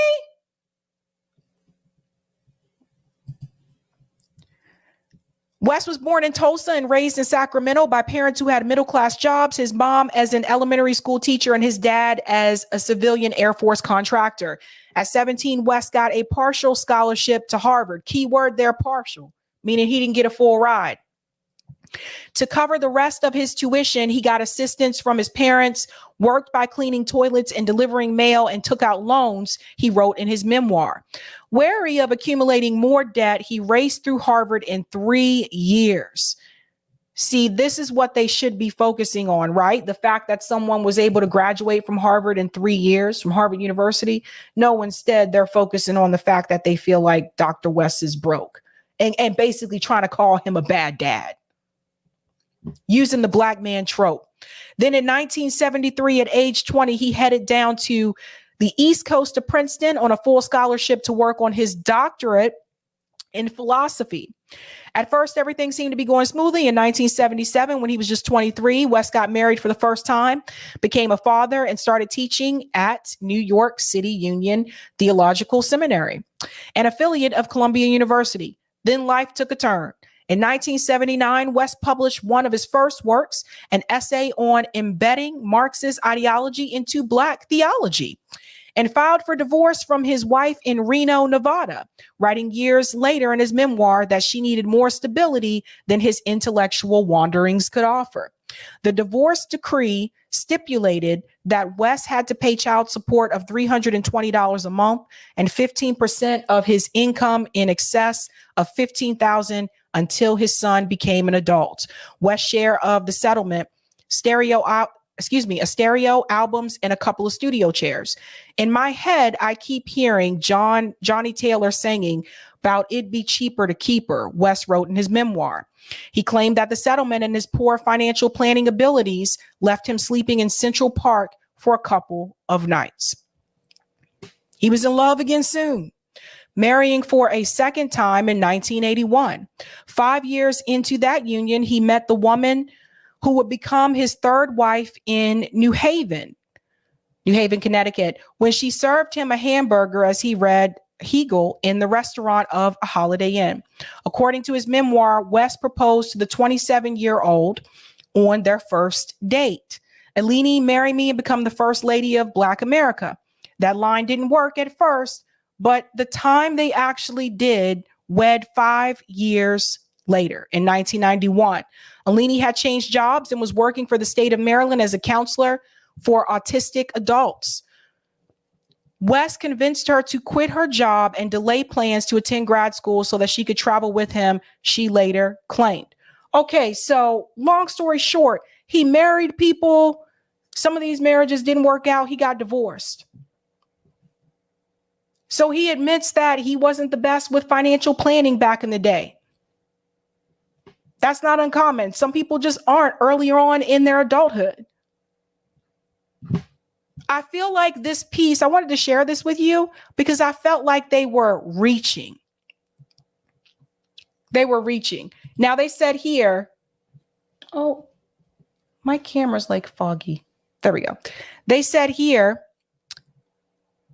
they're showing you his earnings, what's left for West. So it says, lavish spending has wiped almost all of it away, leaving Cornell West with only 2 assets, a retirement account with about $280,000 in it, and a partial share of a Princeton home. Combined, they appear to be worth little more than the debts he owes. So they show this graph here.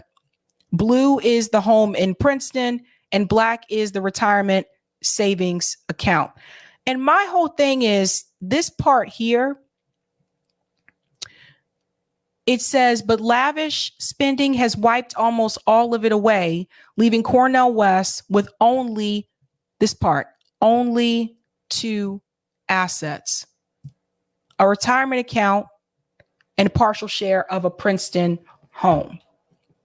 I just want to say something really quick here. Oh, that's my computer. That's not me. Oh, I put something on the screen. Okay, sorry. I just want to say something here. Only 2 assets. Honey, where my family comes from, most people don't have any assets. The way that they say it, like only 2. My parents are from Baltimore, Maryland. My parents are from the hood, okay? Now, my dad joined the military. That actually gave me the opportunity to grow up in different places. So I don't have the same experience that my parents did when they were growing up. But my extended family, most of the people in my family don't have any assets. So what? The way they talk, again, this is Forbes, so keep this in mind. The way they say this as if 2 assets, just only 2, like that's a bad thing. When I know people that don't have any. I don't know why it's fuzzy. I think it's the light. Hold on. Try it again. Okay. Yeah, I thought that was the lighting. Anyway, I put something on the screen. There's something stuck on my screen. Anyway, soon he had many places to be. LA police officers beat Rodney King in the streets in 1991, sparking riots and a national conversation about race. The year after the riots, West released his most celebrated book, Race Matters. And then they go on to say that his speeches were lucrative. West's annual salary at Harvard was around $220,000, but he was able to at least double that amount on the lecture circuit over an 18-day stretch, yada, yada, yada. What I didn't like about this is I felt that they were trying to basically, it just, to me, this is something that Dr. West did admit when he was on my show last time. He said, like, yes, he made some bad financial decisions in the past. And what I don't like is I feel like they couldn't find anything else on him.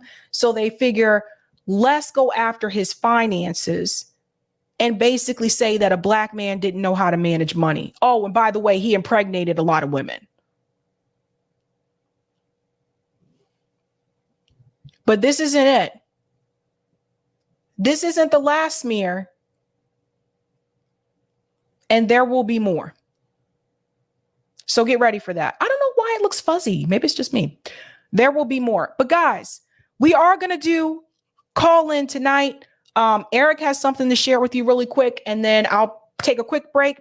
I'll come back and we will go to call in. But before I do that, I do want you to know this is actually not a white shirt. And it's frustrating because the camera, see, I'm trying to show you it's actually blue lines, but the camera makes it look white. And it's frustrating. I could have just had a white shirt on. I know. It's like, there's blue lines. Sorry. All right, I'll be right back and then we'll do call in. All right, here we go. This is the part. Let me get some things in place here. All right, this is the part of the show where we give Sabrina a break before we jump into the call-in. Let me adjust some screens here. Yeah, man, that Forbes article. I mean, the one thing I wasn't laughing about is just how like they call that journalism. I mean, that wasn't even in like an opinion piece. That was like written by the staff and two other writers, and they're like, excuse me, and they're like acting like this is a piece of journalism. Just the tone of it was kind of amazing. All right, let's see. Yeah, one thing. Well, hey, let's look at some chats. Let's start with a couple chats I saw along the way here. Yeah, Babel saying that Cornell understands the struggle.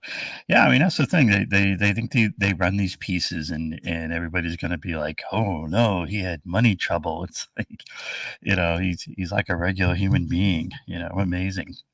And then this one, yeah, from Leslie, saying Forbes worships capital, not intellect and love. And yeah, I like that one. And in that point that it's just,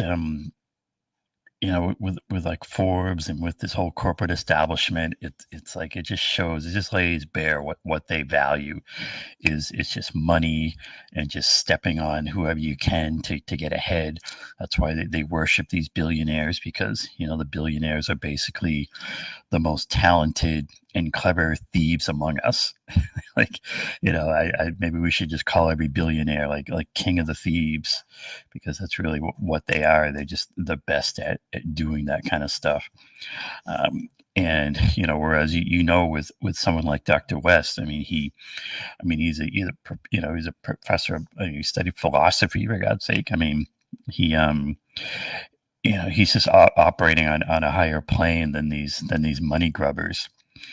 All right, so while the show was going, we had from JB gave us a heads up on this thing here. I'm bringing it up. Here we go. JB noted here, breaking, this is tonight in Boston, protesters in front of Joe Biden's hotel in Boston denounced his killing spree in Gaza. Every city the president goes, he's being confronted as Genocide Joe. And this tweet was from Breakthrough News. Let's get on the right screen here. Let's take a little look and a listen to what was going on here.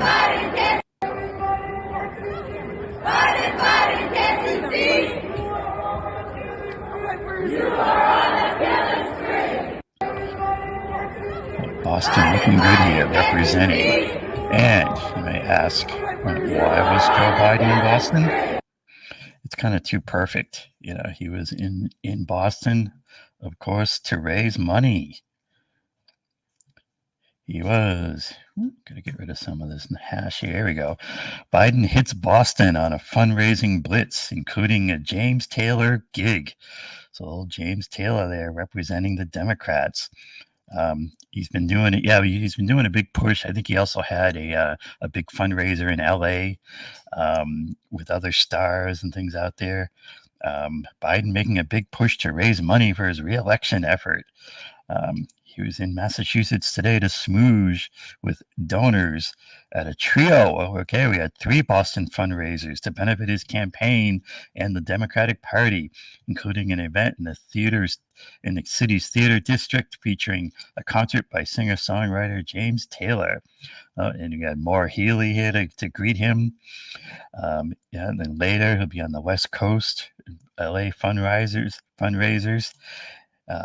with all the stars. Boy, it's great to see, Joe getting around representing.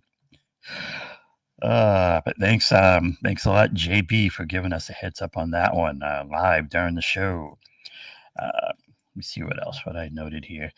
I mean, when the Jayapal story was on, and I'll just say again, now this is when we give Sabby a break between Colin. We'll be transitioning into Colin after she pops back in.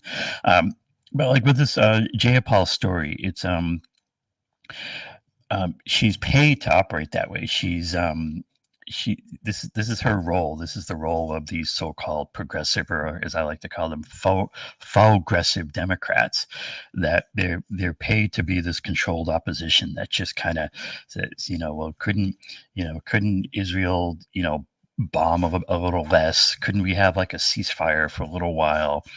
And it's fake in that she and every other member of the squad, voted for Nancy Pelosi to be speaker, voted for Hakeem Jeffries to be speaker, and like there's no bigger supporter of Israel than Hakeem Jeffries at this point, and they voted for that leadership. So everything they do now, it just really doesn't matter. It's just so everything they do now is performative, and yes, and you'll get a vote out of them once in a while against a bill here or there, but it's only when it doesn't matter, right? It's just a performance, and the purpose of it is so that people who are dissatisfied and who are questioning Biden and whatnot, so that they have a place to to get behind, but still stay safely within the Democratic Party.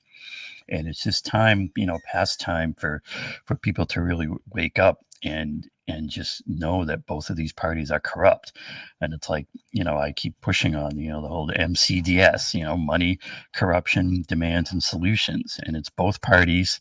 And and so, each election the uniparty wins, the corporate establishment, the billionaires, the bankers, the big money interests, they win, they win each election regardless of which party.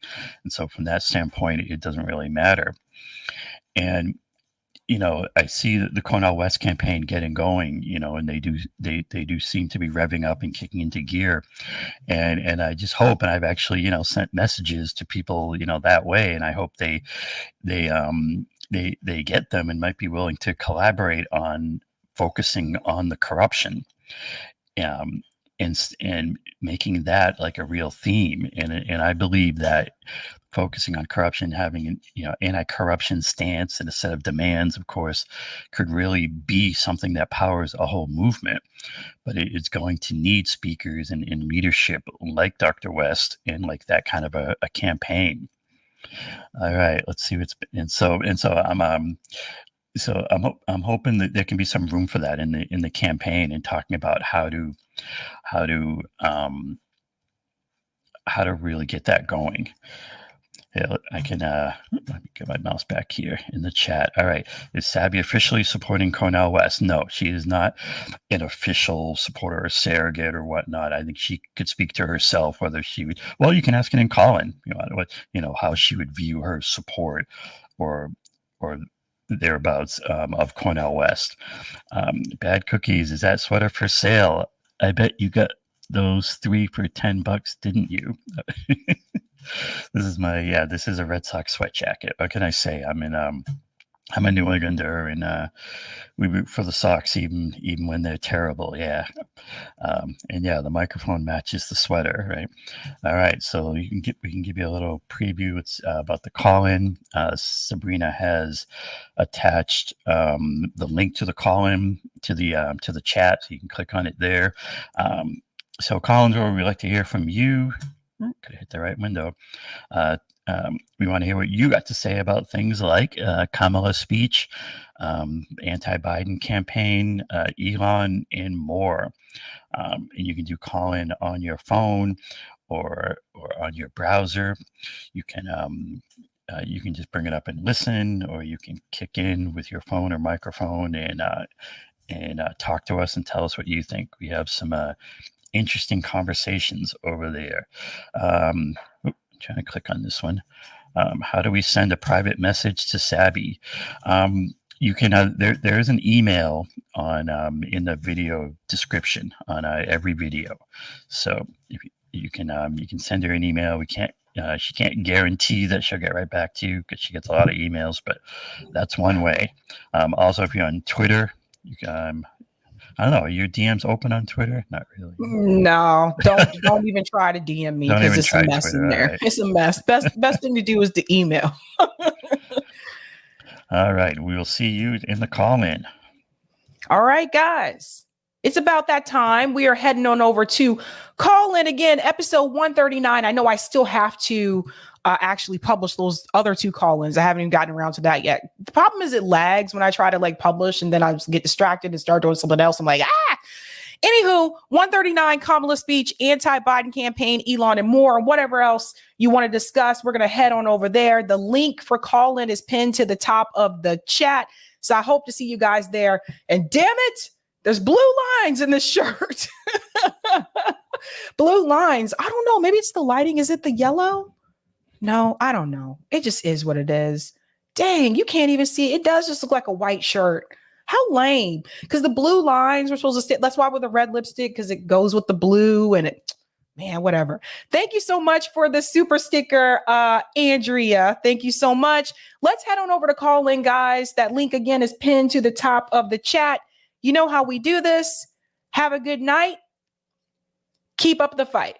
And thank you. Thank you so much. We've reached 60K over here. See you guys over at Call In. Peace out.